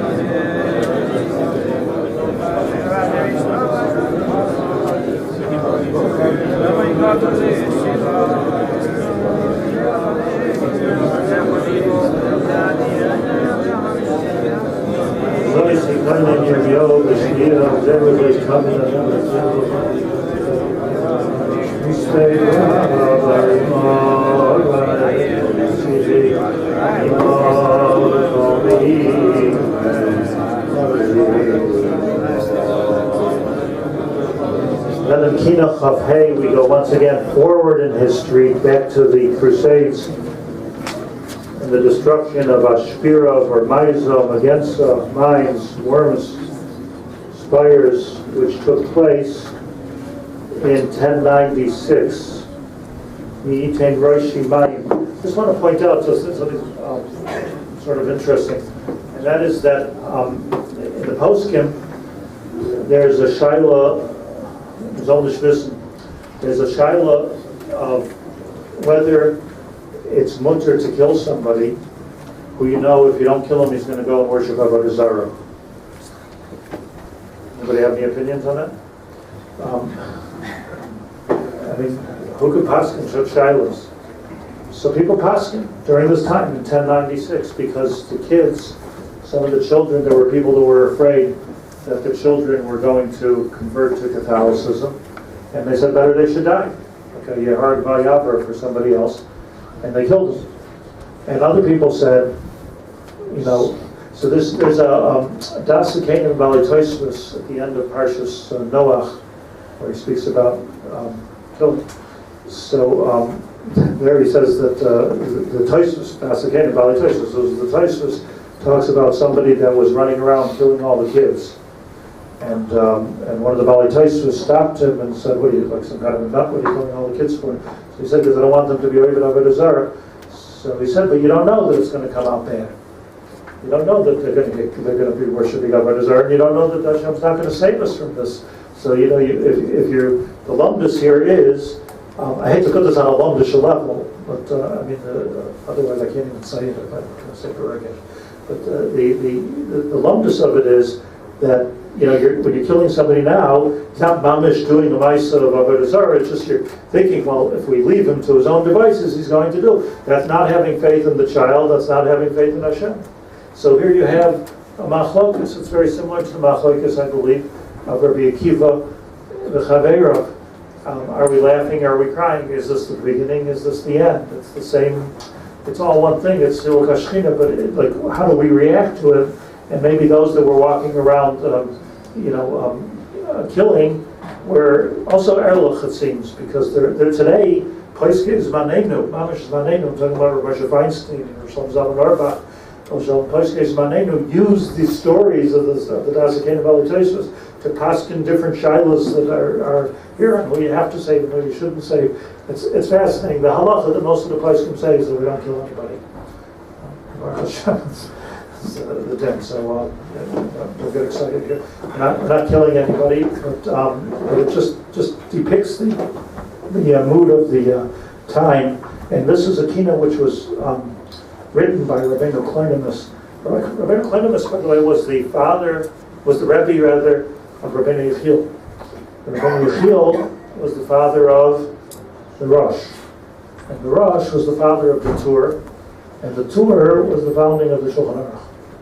So the foundation of the Shulchan Aruch. So it's very interesting that if it wasn't for Rabbeinu Kleinus, we wouldn't have a Shulchan Aruch. It was, like the way it worked out, the Torah Shebel Peh that we all have and use, and that's how we lead our lives.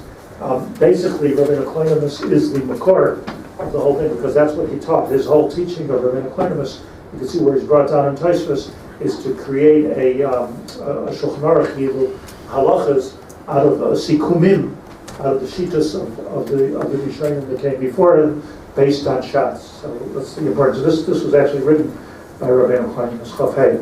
Nitin Rosh Yimayim Ve'im Ma'im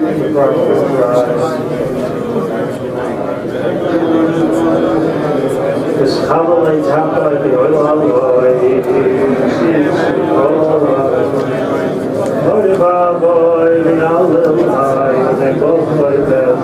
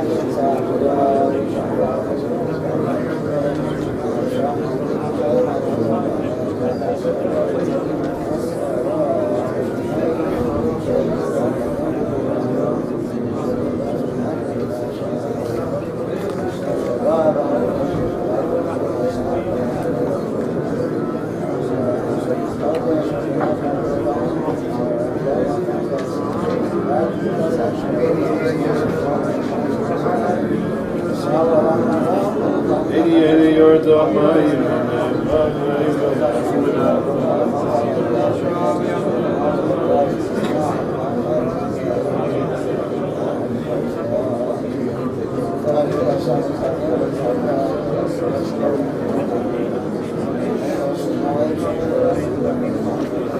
the Kina Chavav, very well-known Kina, and it's based on a Medrash, Rabba, Eicha Rabba.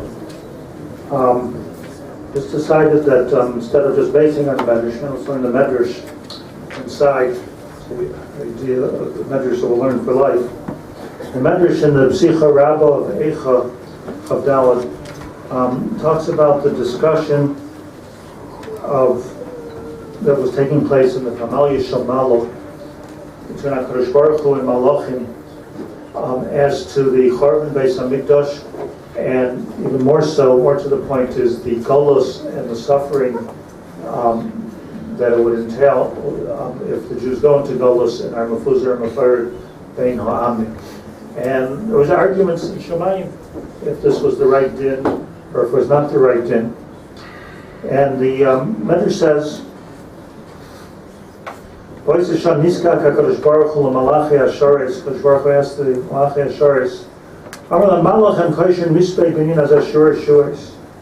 why are you so upset that I'm putting the Jews into Golus? Amr Lufanav, the Malachim said, Rebbeinu Shalom, Mipnei Avraham Ehavcha, Sheba Leveischa V'Safa Ruvacha, Mipnei Malo Yishkachta Alav. Look at Avram Avinu. Avram Avinu, this is the Malachim, time to HaKadosh Baruch Hu. Avram Avinu recognized you all by himself. He started Klal Yisrael, came from him, Abraham, Yitzchak, Yaacov. These are his children. How could you do this to Avram Avinu? He was so close. Amr Lahem, interesting, Lashon Medrash. Hashem said to the Malachim, look, Avram Avinu, from the day he left this world, the Beis Lama, and went to Shemayim, I haven't seen him anywhere. He's never come around. All of a sudden, quoting the pasuk in Yirmiyah, Meli Yaditi Bevesi, Avram Avinu is coming. You heard about Avram Avinu? I wonder what that means. That Avram Avinu, Kadosh Baruch Hu's timing, made his contribution to the world and went on to higher worlds. But Meli Yaditi Po, is Avram Avinu still interested? Is he still interested in what's going to happen to the children thousands of years later? Avram Avinu showed up, and he says, Rebbeinu Shalom,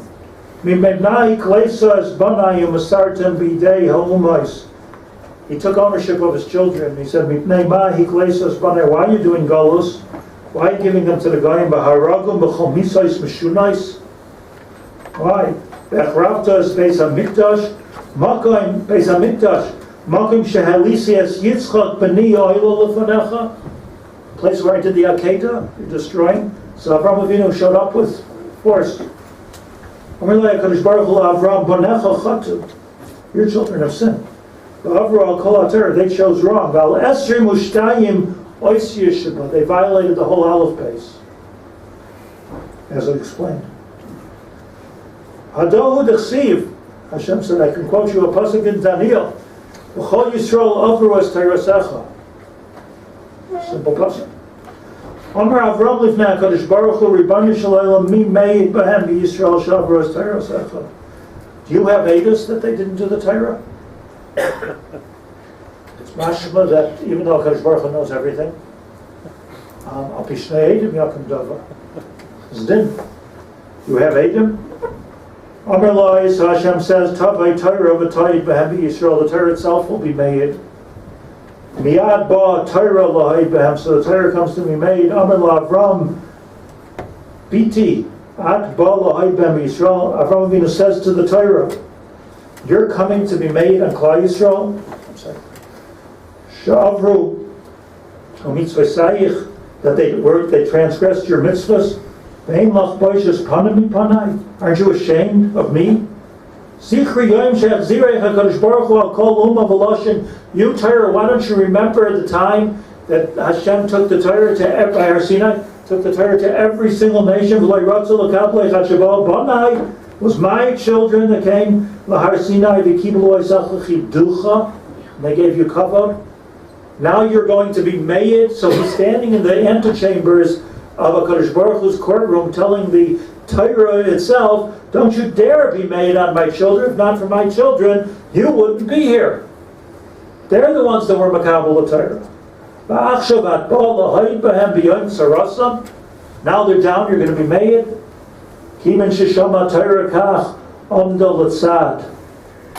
The Torah stood on the side.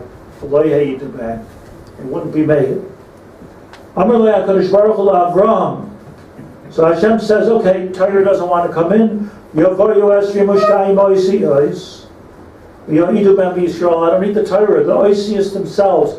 Remember, the Oisius Heim, Shemoisav Shal HaKadosh Baruch Hu.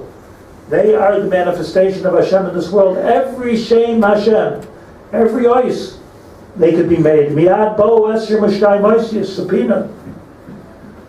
Bo Hoisius Avos Lahayib Yisrael B'Yem Tzarasam. Zichri Yoim. Amr La Avram. So Avram says to them, Aleph, letter, Aleph, Kum Taher. At Rosh L'chol Ha'Oisios. You're the first of the Oisios. You're going to be made against the Jews. Zichri Yoim, may I remind you, Shenigul HaKadosh Baruch Hu Har Sinai Upasach Bach, that HaKadosh Baruch Hu brought my children to Har Sinai, and you got the biggest kavod Mizrach. Oh, Noichi Hashem Alekecha. We started with an Aleph. Nobody else will listen to this on Noichi Hashem Alekecha, just Banai. Bad Basam Hay Banai. Yad on the Aleph Lutzad. So the Aleph, we're down to 21. One down, 21 to go. It's a long medrash. Basa Beis. The Beis came Lahayid B'hem B'Yisrael. Amr Lem Avram Biti. Ad Bas Lahayid Al Banai. Shehem Zrizim Mechamisha Chum Shetayra. She'ad B'Reishat. You are the first letter of the Torah, Beis. Gracious. T'chsiv gracious Bar Elikim. How could you be made against Klal Yisrael? Miyad Am the Beis L'tzadecha V'Lahid Klum. Basa Gimel Lahayid B'Yisrael. We're going to say the Gimel. Amr Lem Avram Gimel. At Bas Lahayid B'Vanai Shavra Al-Terah. Klum Yeshuma Shemakayemes Mitzvot Tzitzis. Look, they're all wearing tzitzis. Shad Mesuna B'Roish Elabanai. Hado D'Chsiv Gedilin Ta'aselacha. The Gimel L'tzad V'Lahid Klum. Okay. Aleph, Beis, Gimel. The other one saw and ran. Kimin Shiro Kol Oisius Shishtikan Avram Nishpaishav Amr Ba'atzman V'Lei Ha'idu B'Yisrael. It means that self calls self. We violated the Torah, but we also accepted the Torah. We violate the Oisius, but we also carry the Oisius. And if not for us, there wouldn't be any Oisius. So this is the two sides of the Kabbalah, the Hester Panim and the Gilui Panim. Mi'ad Pasach Avram Lifnei HaKadosh Baruch Hu V'Amar Ribono Shel Olam L'meya Shana Nasata Libein. Now I have the Eidim out of the way, the Chumash and the Oisios. Now let me say something. At 100 years old, you gave me a son. Ukishamad al Daitoi, and we became mature. V'Hayabacher ben Shleishim v'Sheva Shanim, when he was 37 years old. Omarta li haleu oilo lefanai. He told me to bring him as a sacrifice. And I became for him ka'achzari. I became achzer. V'lo yichamti alav. Elani ba'atzi ka'afati. I tied him down. Doesn't that mean anything? That I did an Akedah? Then Yitzchak came to the courtroom. Pasach Yitzchak v'amar Ribono Shel Olam. Kishamar li Abba Elohim yir lo yaseh lo ela b'ni. Hashem said to my father, told me, don't worry. Don't worry. Hashem will show us the set. Lo yikavti al dvarecha. I didn't say, hey, you said there's going to be a set, where is this, Mekadati, Barotzain, I let myself be tied up on the Mizbeach. Ritzain Libi, Al Gami HaMizbeach, Upashatati Es Savari, Tachas HaSakin. I extended my neck under the sakin. Like Tisha, these guys, like Rachel Bani, these are my children. Pasach Yaakov Yomar, and then Yaakov comes and he says, Rebbeinu Shalom, Layesrim Shana, Amadati Beves Lavan, Gishiatzasi mi Beisai Paga Bi Esav Harasha, Bikesh Lahareg is Bonai, Masarti Atzmi Lamisa Aleim. There's an interesting ha'ara, because we look at the story of Yaakov and Lavan. Yaakov was in the base Lavan, is something that Yaakov endured. There's some lessons to be learned about how Yaakov endured in the base Lavan. The Medrash here is saying something different. Yaakov Avinu is saying, why did I go through this? Why did I allow myself to be tortured by Lavan like this? Why did I do this? I only did this because I knew that I have to marry Rachel and I have to marry Leah and I have to have Yud Beis Shvatim, and there needs to be a Klal Yisrael. That's why I went through all this in Beis Lavan. That's why I allowed myself to be abused and tortured and lied to and overworked. That's the only reason why. I did it for your children, for my children and your children, that they should be Makabel the Torah. So you're going to kill those children? Why was I Moiser Nefesh with Esav? Why was I Moiser Nefesh for the bracha? I would have lived better without the bracha. I have Esav running after me my whole life. Why did I need Vayitin L'chalakim Mitala Shemayim Mishmanei Aretz for my children? So now you're going to kill those children? So Yaakov Avinu's time is profound. Their whole interest in all those parashas of the Torah is just one simple thing: children. Klal Yisrael. Savalti Alein. Achshav nimshur bi'adoiveim katzayin lativcha la'achar shegidaltim ka'afreichim shel tarnagolim. Savalti Alein sar gilul banim. What I went through with my kids, Yaakov Avinu said. Yosef. Ki roiv yomai yisi b'tzar godel bavur. Roiv yomai. Most of Yaakov's days, most of his days, was tsar gidul banim. After you finish with Esav, because Yaakov lisha b'shalva. Didn't work out. For what did I do this? And then Moshe comes into the scene. Pasach Moshe v'yamar Rebbeinu Shalom. What? My Roy and Neman Yisrael? And do a good job for your children? Arboim Shana V'ratati Livneim Kisus. I ran in front of them like a horse. I was a beast of burden. You didn't even let me go into Eretz Yisrael. Now they're leaving Eretz Yisrael. I'm going to say hesped on them. How could you do this? Meaning, all of this, we have so much history. We have so much commitment. We have so much Avraham Avinu, Yitzchak, Yaakov, Moshe. What are you doing? You can't stop the history because of an affair. The relationship's there. Moshe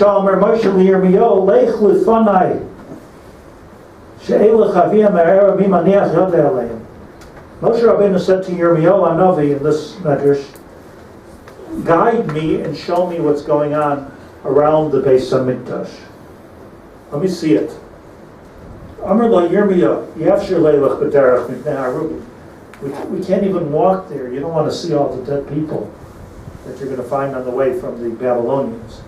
I mean, like, yeah, I do want to see. Afal Pikain. Miyad halach Moshe v'Yirmiyahu lefanav ashenigia l'naharis Bavel. They walked all the way through until Al Naharis Bavel. Ra'u l'Moshe v'amru zelazeh ba ben Amram v'kivrei liftesenu miyad sarenu. The Jews at Bavel, at the Naharis Bavel, saw Naharis Bavel, that's the Euphrates and the Tigris. One time that was Gan Eden. They saw that Ben Amram, Moshe Rabbeinu was coming. They saw a vision of Moshe Rabbeinu coming to save them. Ba Ben Amram mikivroi lifteisenu miyad sarenu. We're saved. Yatzis abasko v'yamram zerahim no fanai. Can't do it. Even Moshe Rabbeinu can't save you. Miyad omer laMoshe bonai lahachzir eschem mi'avshar, to bring you back into Eretz Yisrael right now I can't do. Shikfar nigzir gzeira. You heard it. There's a gzeira. El ha'mokim yachzir eschem b'mheira, Hashem should help you that there should be a geulah. V'hini achaisa. Not you, your children, not your children, your grandchildren. Somehow, maybe you'll go back, and he left. The Tisha, when they saw that Moshe Rabbeinu couldn't save them, Herimu kolam b'bchia gedola ad she'olsa b'chiyasam la'moraim. Klal Yisrael began to cry, Hado d'chsiv, al naharais Bavel, sham yashavnu, gam b'achinu. They cried. Kimin sheba Moshe tzalavis ha'olam. They cried. You know, it was like in Mitzrayim, Batal Shavosam al Hashem. But there comes a point of Batal Shavosam al Hashem, we really cried. We're crying the whole time. But we were crying when we saw that Moshe Rabbeinu couldn't help us. We cried from a very, very deep place. Kimin sheba Moshe tzalavis ha'olam amar le'me'osu ha'ivim b'vanenu. So he said, what exactly going on with the Jews? He saw, some were killed, some were handcuffs and their hands tied behind their back, some are in chains, and some of their skins were peeled off. Many died during the marches, and their flesh was standing there. And all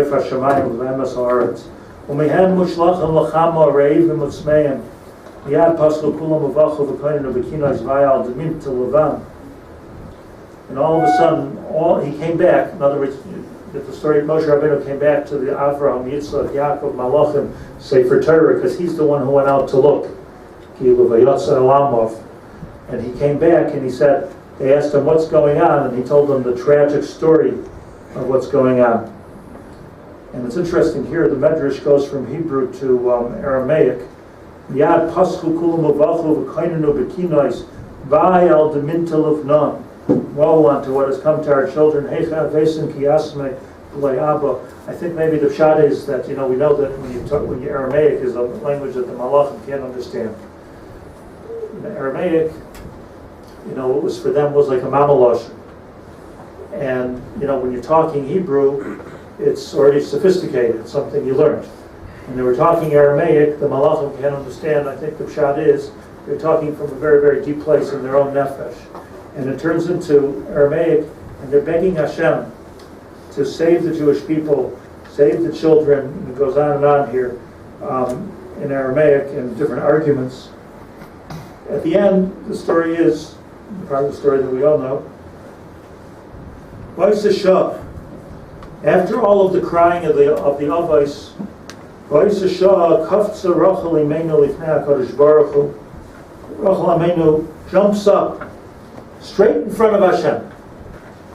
And she says, Ribono shel Olam, Golei v'yadua lefanecha sheYaacov avdecha ahavani avu yisera. You know how much Yaakov Avinu loved me, much more than he loved Leah. 7 years he was willing to work for me. When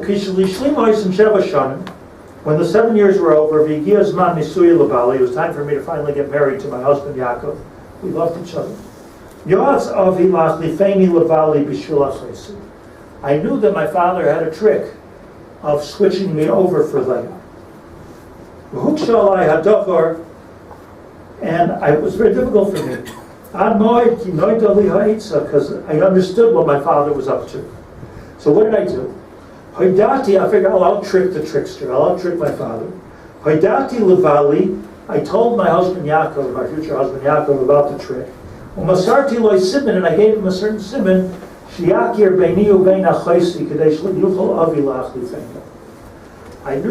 I told my Yaakov a trick that he'll be able to tell how it's not me, but it's Leah. It's kind of hard to understand this, no?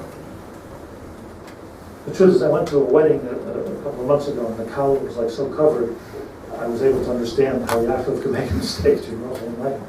It's like it was completely baded, so I guess that's what they did. Real baded. Acher kach, but here it was, Rachel. I gave Yaakov the siman. Nichamti ba'atzmi, there's his nichamti. Mapecha took place. Nichamti ba'atzmi ayecharota v'savalti es tavasi. I was sovel what I really wanted in my heart. And I said, oh, this is going to be terribly embarrassing to my sister Leah. If Yaakov pulls out the simon and says, hey, you're not the right one. Teitzei l'cherpa. U'le'erev chilfu achoisi l'bali b'shvili. U'masarti la'achoisi kol hasimanim shemasarti l'bali kedei she'esavar shirachel.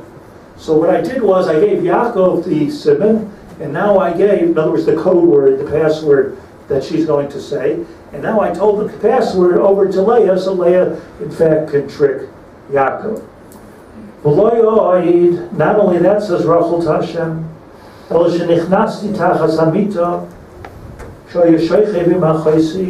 crawled under the bed, and I did the talking, and she was quiet. I was answering the questions. I'll call Dover v'Dover. That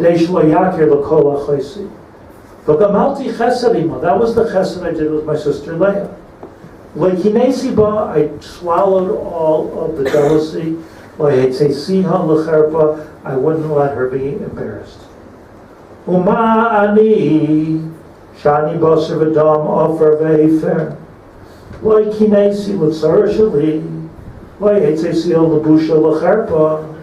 didn't think about myself. I didn't worry about my own feelings. I was worried about the busha and the cherpa of my sister Leah. Ato, Ribbana Shalom, Ato, Melechai v'kayom rachamon, mimedna kinesel avedis kechavim. So, what are you jealous about? Shein b'mamish, avedizar is garnished. What are you so worried about? Iglisa banai, for that, Iglisa banai, nerago v'charav asu oivim bam kirtzainam, cherpa busha to Klal Yisrael. Now this is amazing. Avram, Yitzchak, Yaakov, they had such strong timeless. The Akedah, the Torah, Moshe Rabbeinu, everything, it all didn't seem to work. Zera hi milfan. It's a Zera, Hashem said. What worked? Rachel got personal with HaKadosh Baruch Hu. She didn't talk about the children. And she wasn't even talking about her own. It wasn't like, this is not your plan, save the children. That's what she said. She spoke to so personally and so deeply to HaKadosh Baruch Hu. Eicha.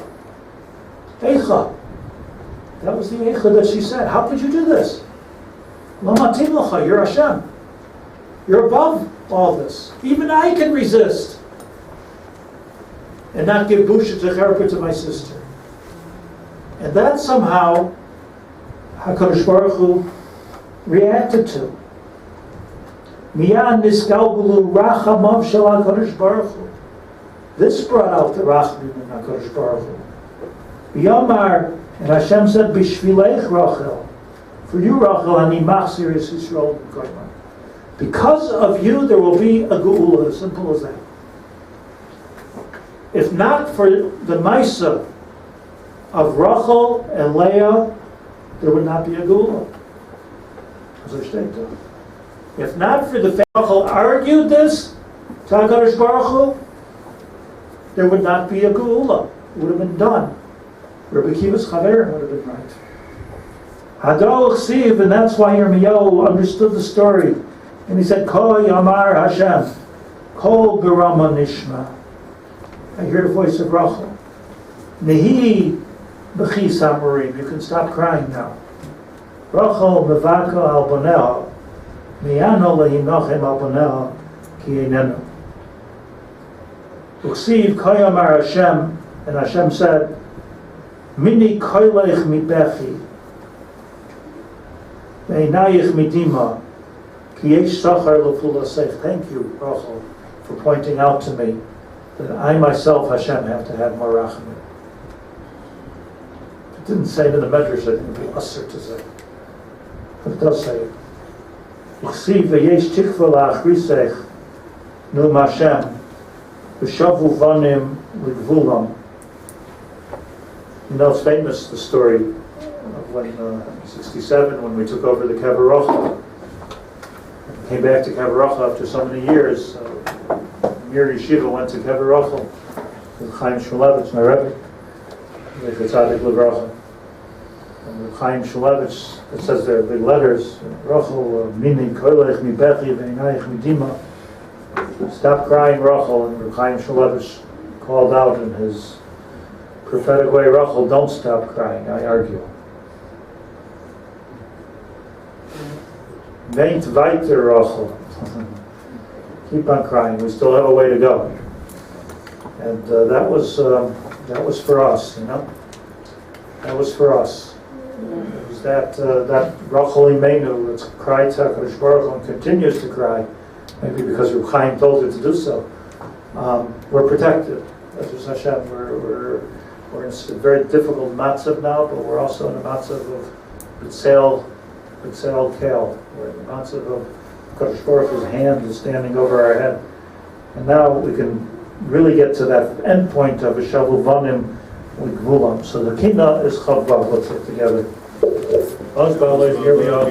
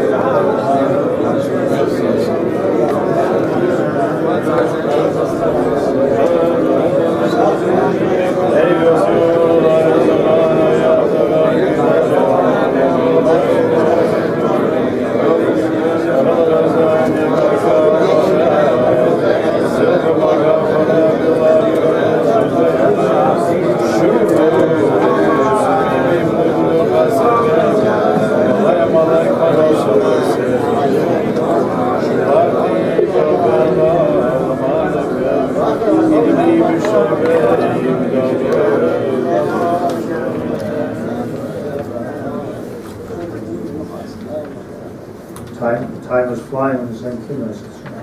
I want to finish by Chatzos, so we'll skip to Lamed Daled. It's very important that we go over this on Tisha B'Av. And the Lamed Daled is the story of Zechariah. Zechariah is not the Zechariah that we talk about all the time, Zechariah ben Akulas, the Nacham of Yerushalayim. This is talking about Zechariah ben Yoyada. And Zechariah ben Yoyada, different Zechariah. I saw some of them in Persian say Torahs on how can Zechariah say this and Zechariah say that. It's two different Zechariahs. Zechariah ben Yoyada clearly was in the time of Yoash HaMelech. Yoash HaMelech was a Russian. And Yoash decided that everyone has to treat him like he's God. In fact, he decided he was God. And he wanted people to worship him. And when Zechariah was a Navi and he still had his senses and his prophecy about him, so he said that this is wrong and this is not what Klal Yisrael does, and we don't worship people and we don't worship Yoash.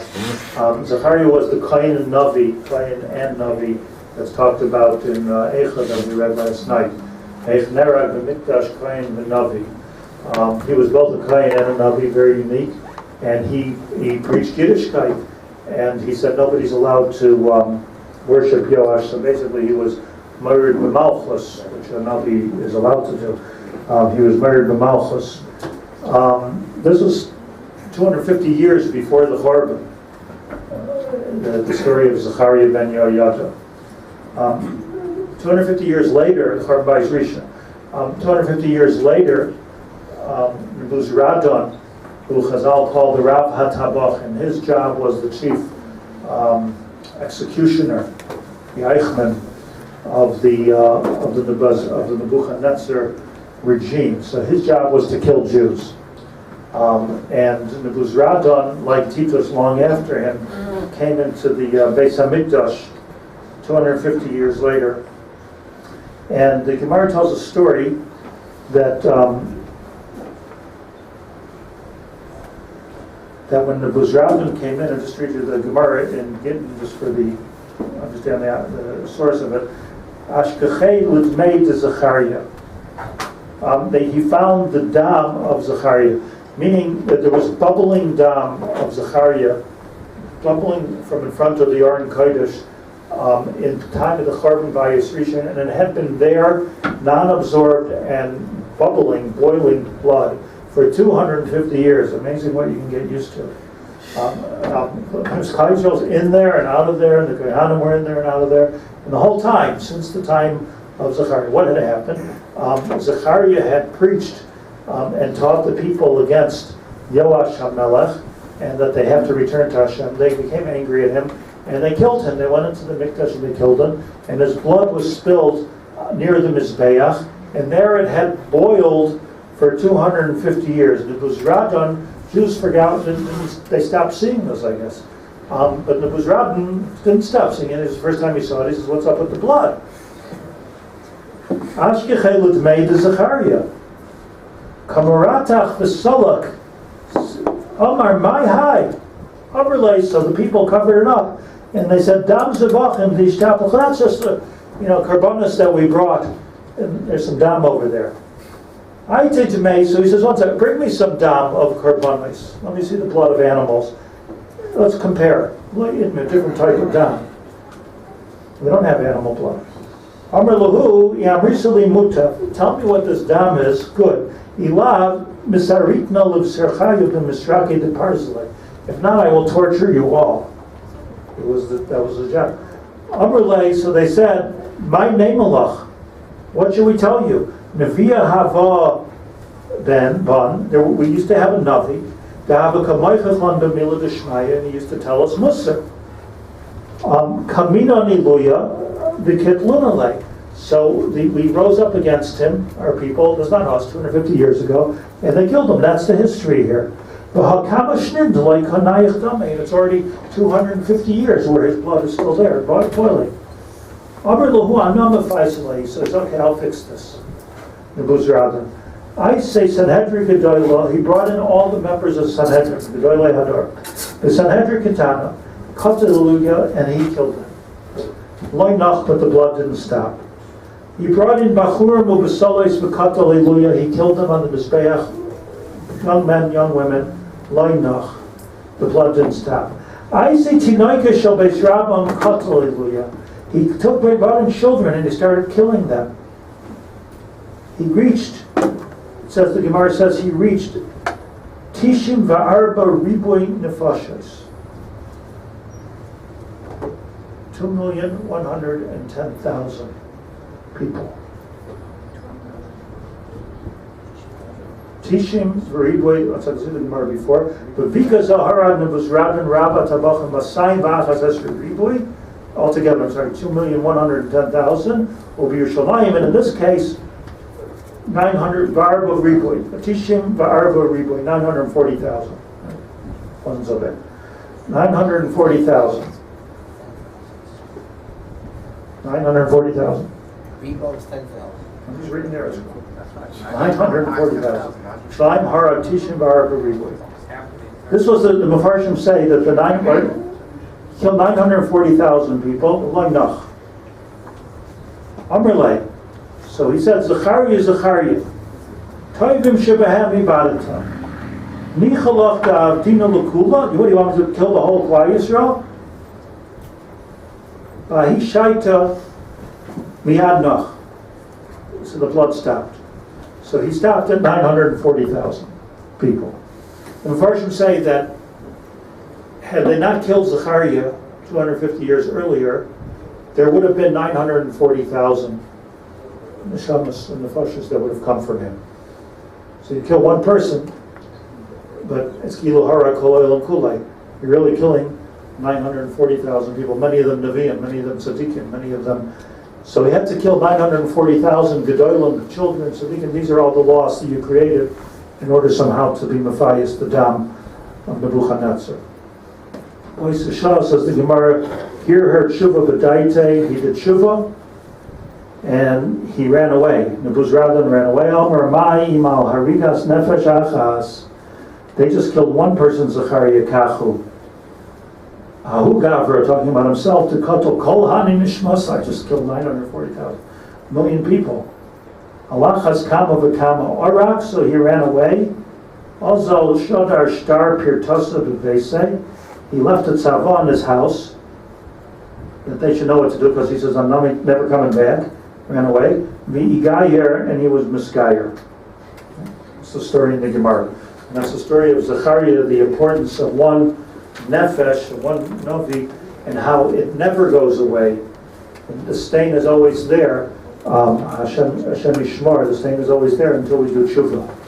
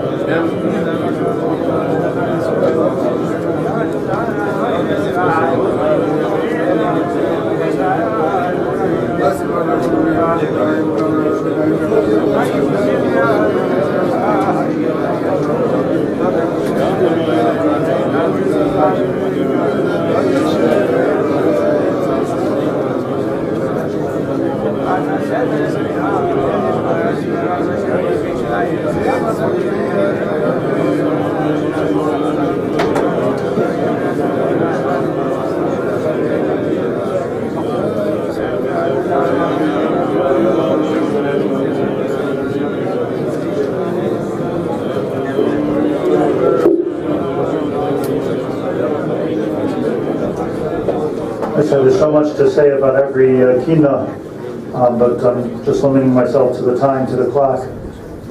Just as an overview before we get to the end, from Kina Lamed Vav until the end are called the Kinos of Tzion.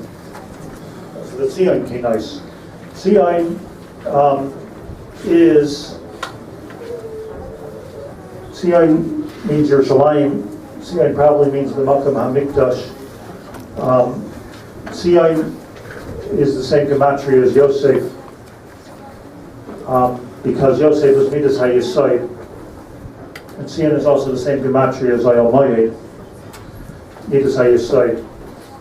Midas HaYesod means, in terms that we can understand, that you have all the spheroids. Kodesh Baruch Hu created the world, and you have Chesed, Gvura, Tiferes, Netzach, Hod, and then finally Midas HaYesod.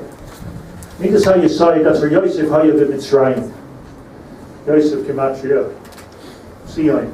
That's where HaKadosh Baruch Hu comes into this world, and Malchus starts. After Yesod, you have Malchus. Malchus is already Mashiach. That means that the Kedusha was put into the earth, planted, the Zriyas, Tzemach, David Abdecha, Meheres HaTzmiach. Now there's a outspurting of Mashiach. That's the way it works. That's Malchus. Yesod is Tzion. Tzion is the place, the interchange between Hashem, between the Shemayim, between the top spheroids and the Aretz. That's where Yosef stood in Mitzrayim. That's where the Makom HaMikdash stood. That was the place where heaven touched earth. That was the Tzion. And all of this Tzion Haloisi Shali, it's very alive Tzion. If you go from 36 until the end, which I urge you to do if you have the Koach, you'll see how the Tzion itself is calling out, just one more step and we're at Mashiach. We're already in Midas HaYesod. We already have a Beis HaMikdash. The Chorban Beis HaMikdash means that Yesod doesn't reach Malchus. You understand this? Meaning, all of the Shekhinah is coming to earth, but Yesod is not getting to Malchus, one more step to Malchus, and Mashiach will be here. Chorban Beis HaMikdash is the opposite. That's why we want the Beis HaMikdash so much, because we'll come back to the Midas HaYesod, which will bring us to the Midas of Malchus, and Man Malki Mashiach. We're talking about the Malach Mashiach. I want to go to the exception to the Tzion, because it's, as we said before, Never of Salvation, it's really chronologically not important, is Kina Mem Aleph, and with this we're going to reach toward the end. Kina Mem Aleph is again going back to the time of the Maram Rottenberg. He wrote this, and it was in 1286. And it's actually quite an important story. I don't want to leave Tisha B'Av without telling the story of Shali Shrufa Be'esh. And the story was not a story of 1286, that's when the Kinos was written. It was a story of 1240 in France, where the time of Louis IX, and he had ordered that all of the Talmud Bavlis in the world that they could find should be burnt. And there wasn't that many, as I explained before. There was no press. They were all handwritten. So there wasn't that many Talmud Bavlis around, but they realized if you're promoting the Havdalah of Havdalahs, the New Testament, and a new religion, they got to get rid of the Talmud Bavli, because that was our koach, was the Talmud Bavli. They gathered together 24 cartloads of Talmud Bavli and some other sparm, and they brought them to the main square in Paris. The place is called the Place de Grieve, place of grieving. It's actually where the mayor's office is, in Paris, the city hall. But it's the public square. I'll tell you something very interesting. Rabbi Yaacov of Paris, when he saw what was going on, he started a yeshiva. He pulled together 300 Talmidei Chachamim, and he made them memorize the entire Talmud Bavli. The only manuscript we have left after this Maisa is what we call today the München, the Munich manuscript of the Talmud. That's the only one that survived that we know of. You can still see it, the Munich manuscript, and everything else that we have comes from the 300 Talmidim of Rabbi Yaacov in Paris that memorized the Gemara of Alpen. When better times came a couple years later, they wrote it all down. The difference is between what they wrote down and the original. You'll find in the Sefer Dikdukei Sefer, which are relatively small amount of differences. The geniuses that were able, the genius of the Avos HaTorah, to give your life to memorizing. We're not talking Daf Yomi, not because we're talking about like memorizing and understanding every word of the Gemara. Then Rashi, of course, helped with the Pirushim, the different girsas and the Goyim, etc. The history of the Talmud Bavli is fascinating, but that's not what we're talking about here. What we're talking about is the burning of 24 cartloads, basically the extinction, or could have been extinction, of Torah Sheba'al Peh, had not been for the Siyata D'Shmai and the Nes of a couple of Gedolei Hadar that didn't let this happen. Here's what's important about that. The story is the story of history. 9 years earlier, in this very, very same square, Rabbi Yoina participated in the burning of the Mar Nevuchim in the Rambam Svar. Didn't like the Rambam. They felt that the Rambam was, the Rambam at his time, felt it should be burned. When Rabbi Yoina participated in the burning of the Rambam, and there was like people got into this burning of the Rambam, Rabbi Yoina saw 9 years later, he stood and he watched the burning of the crates of the wagons, 24 wagons of Talmud Bavli. He understood in his godless that, boy, did I make a mistake. And this should never have happened. At that time, Rabbi Yoina wrote that he took upon himself to do tshuva for burning the Rambam. And I have this, I wrote a translation of the Rabbi Yoina Pirkei Avos in the Hakdama. I documented the story in the Hakdama to that Rabbi Yoina on Avos. But he wrote that he's never going to give a shir or a speech again without quoting the Rambam. And he's going to make his way to the kever of the Rambam in Tiberia to ask him mechila. And in fact, every one of the writings and talks of Rabbi Yoina, who was a Gadol Ador, that took place after that time, he always mentioned the Rambam, and he brought the Rambam, if you will, back into Klal Yisrael, Baruch Hashem. But he never made it to Tveria because he was offered a job as Rosh Yeshiva, I think, in Barcelona on the way, and that's where he stayed and that's where he died, to be Marbitz Torah. But what's the lesson here? Baruch Hashem, the Rambam is back with us. We can't move. All of halach is based on the Rambam. All of the Pirush of Talmud Bavli is based on the Rambam. But Rabbi Yoina's tshuva was, I was too fast. Sometimes there are Gedolei Hador like the Rambam that are maybe not right for this year, not this generation, maybe they're right for the next generation. Maybe they're not right for this community, but they're ready for the next community. Don't burn them. Don't burn them. Because the Rambam likes the Rambam. And that's really the Kino Mem Aleph that we're going to say now of Shali Shrupa Beish. Shali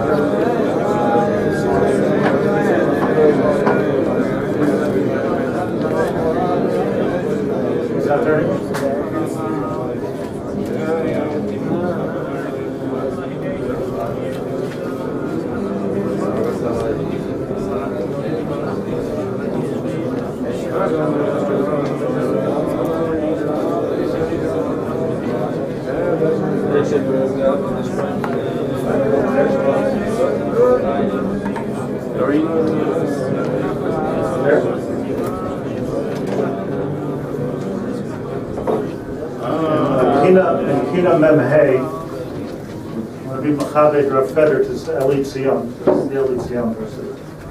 Yeah.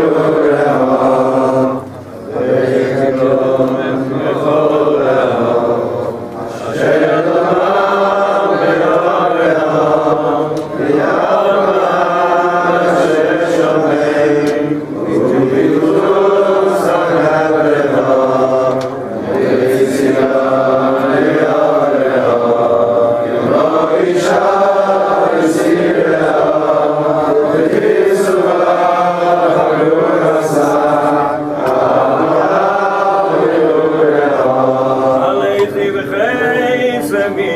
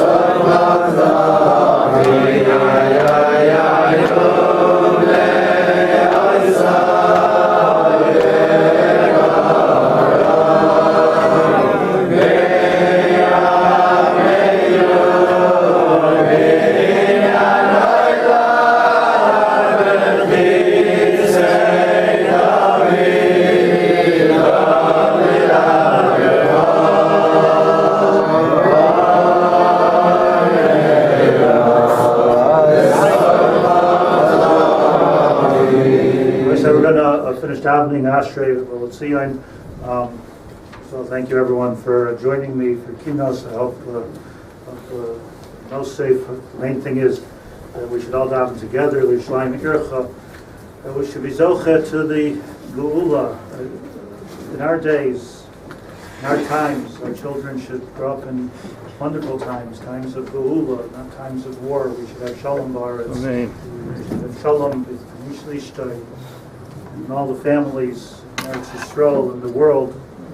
People should stop, recognize who we are and what we are, and we should have a Geula of Yeshua, as Hashem, and Shalom Miyad. Amen. Amen. Asher Yeshua.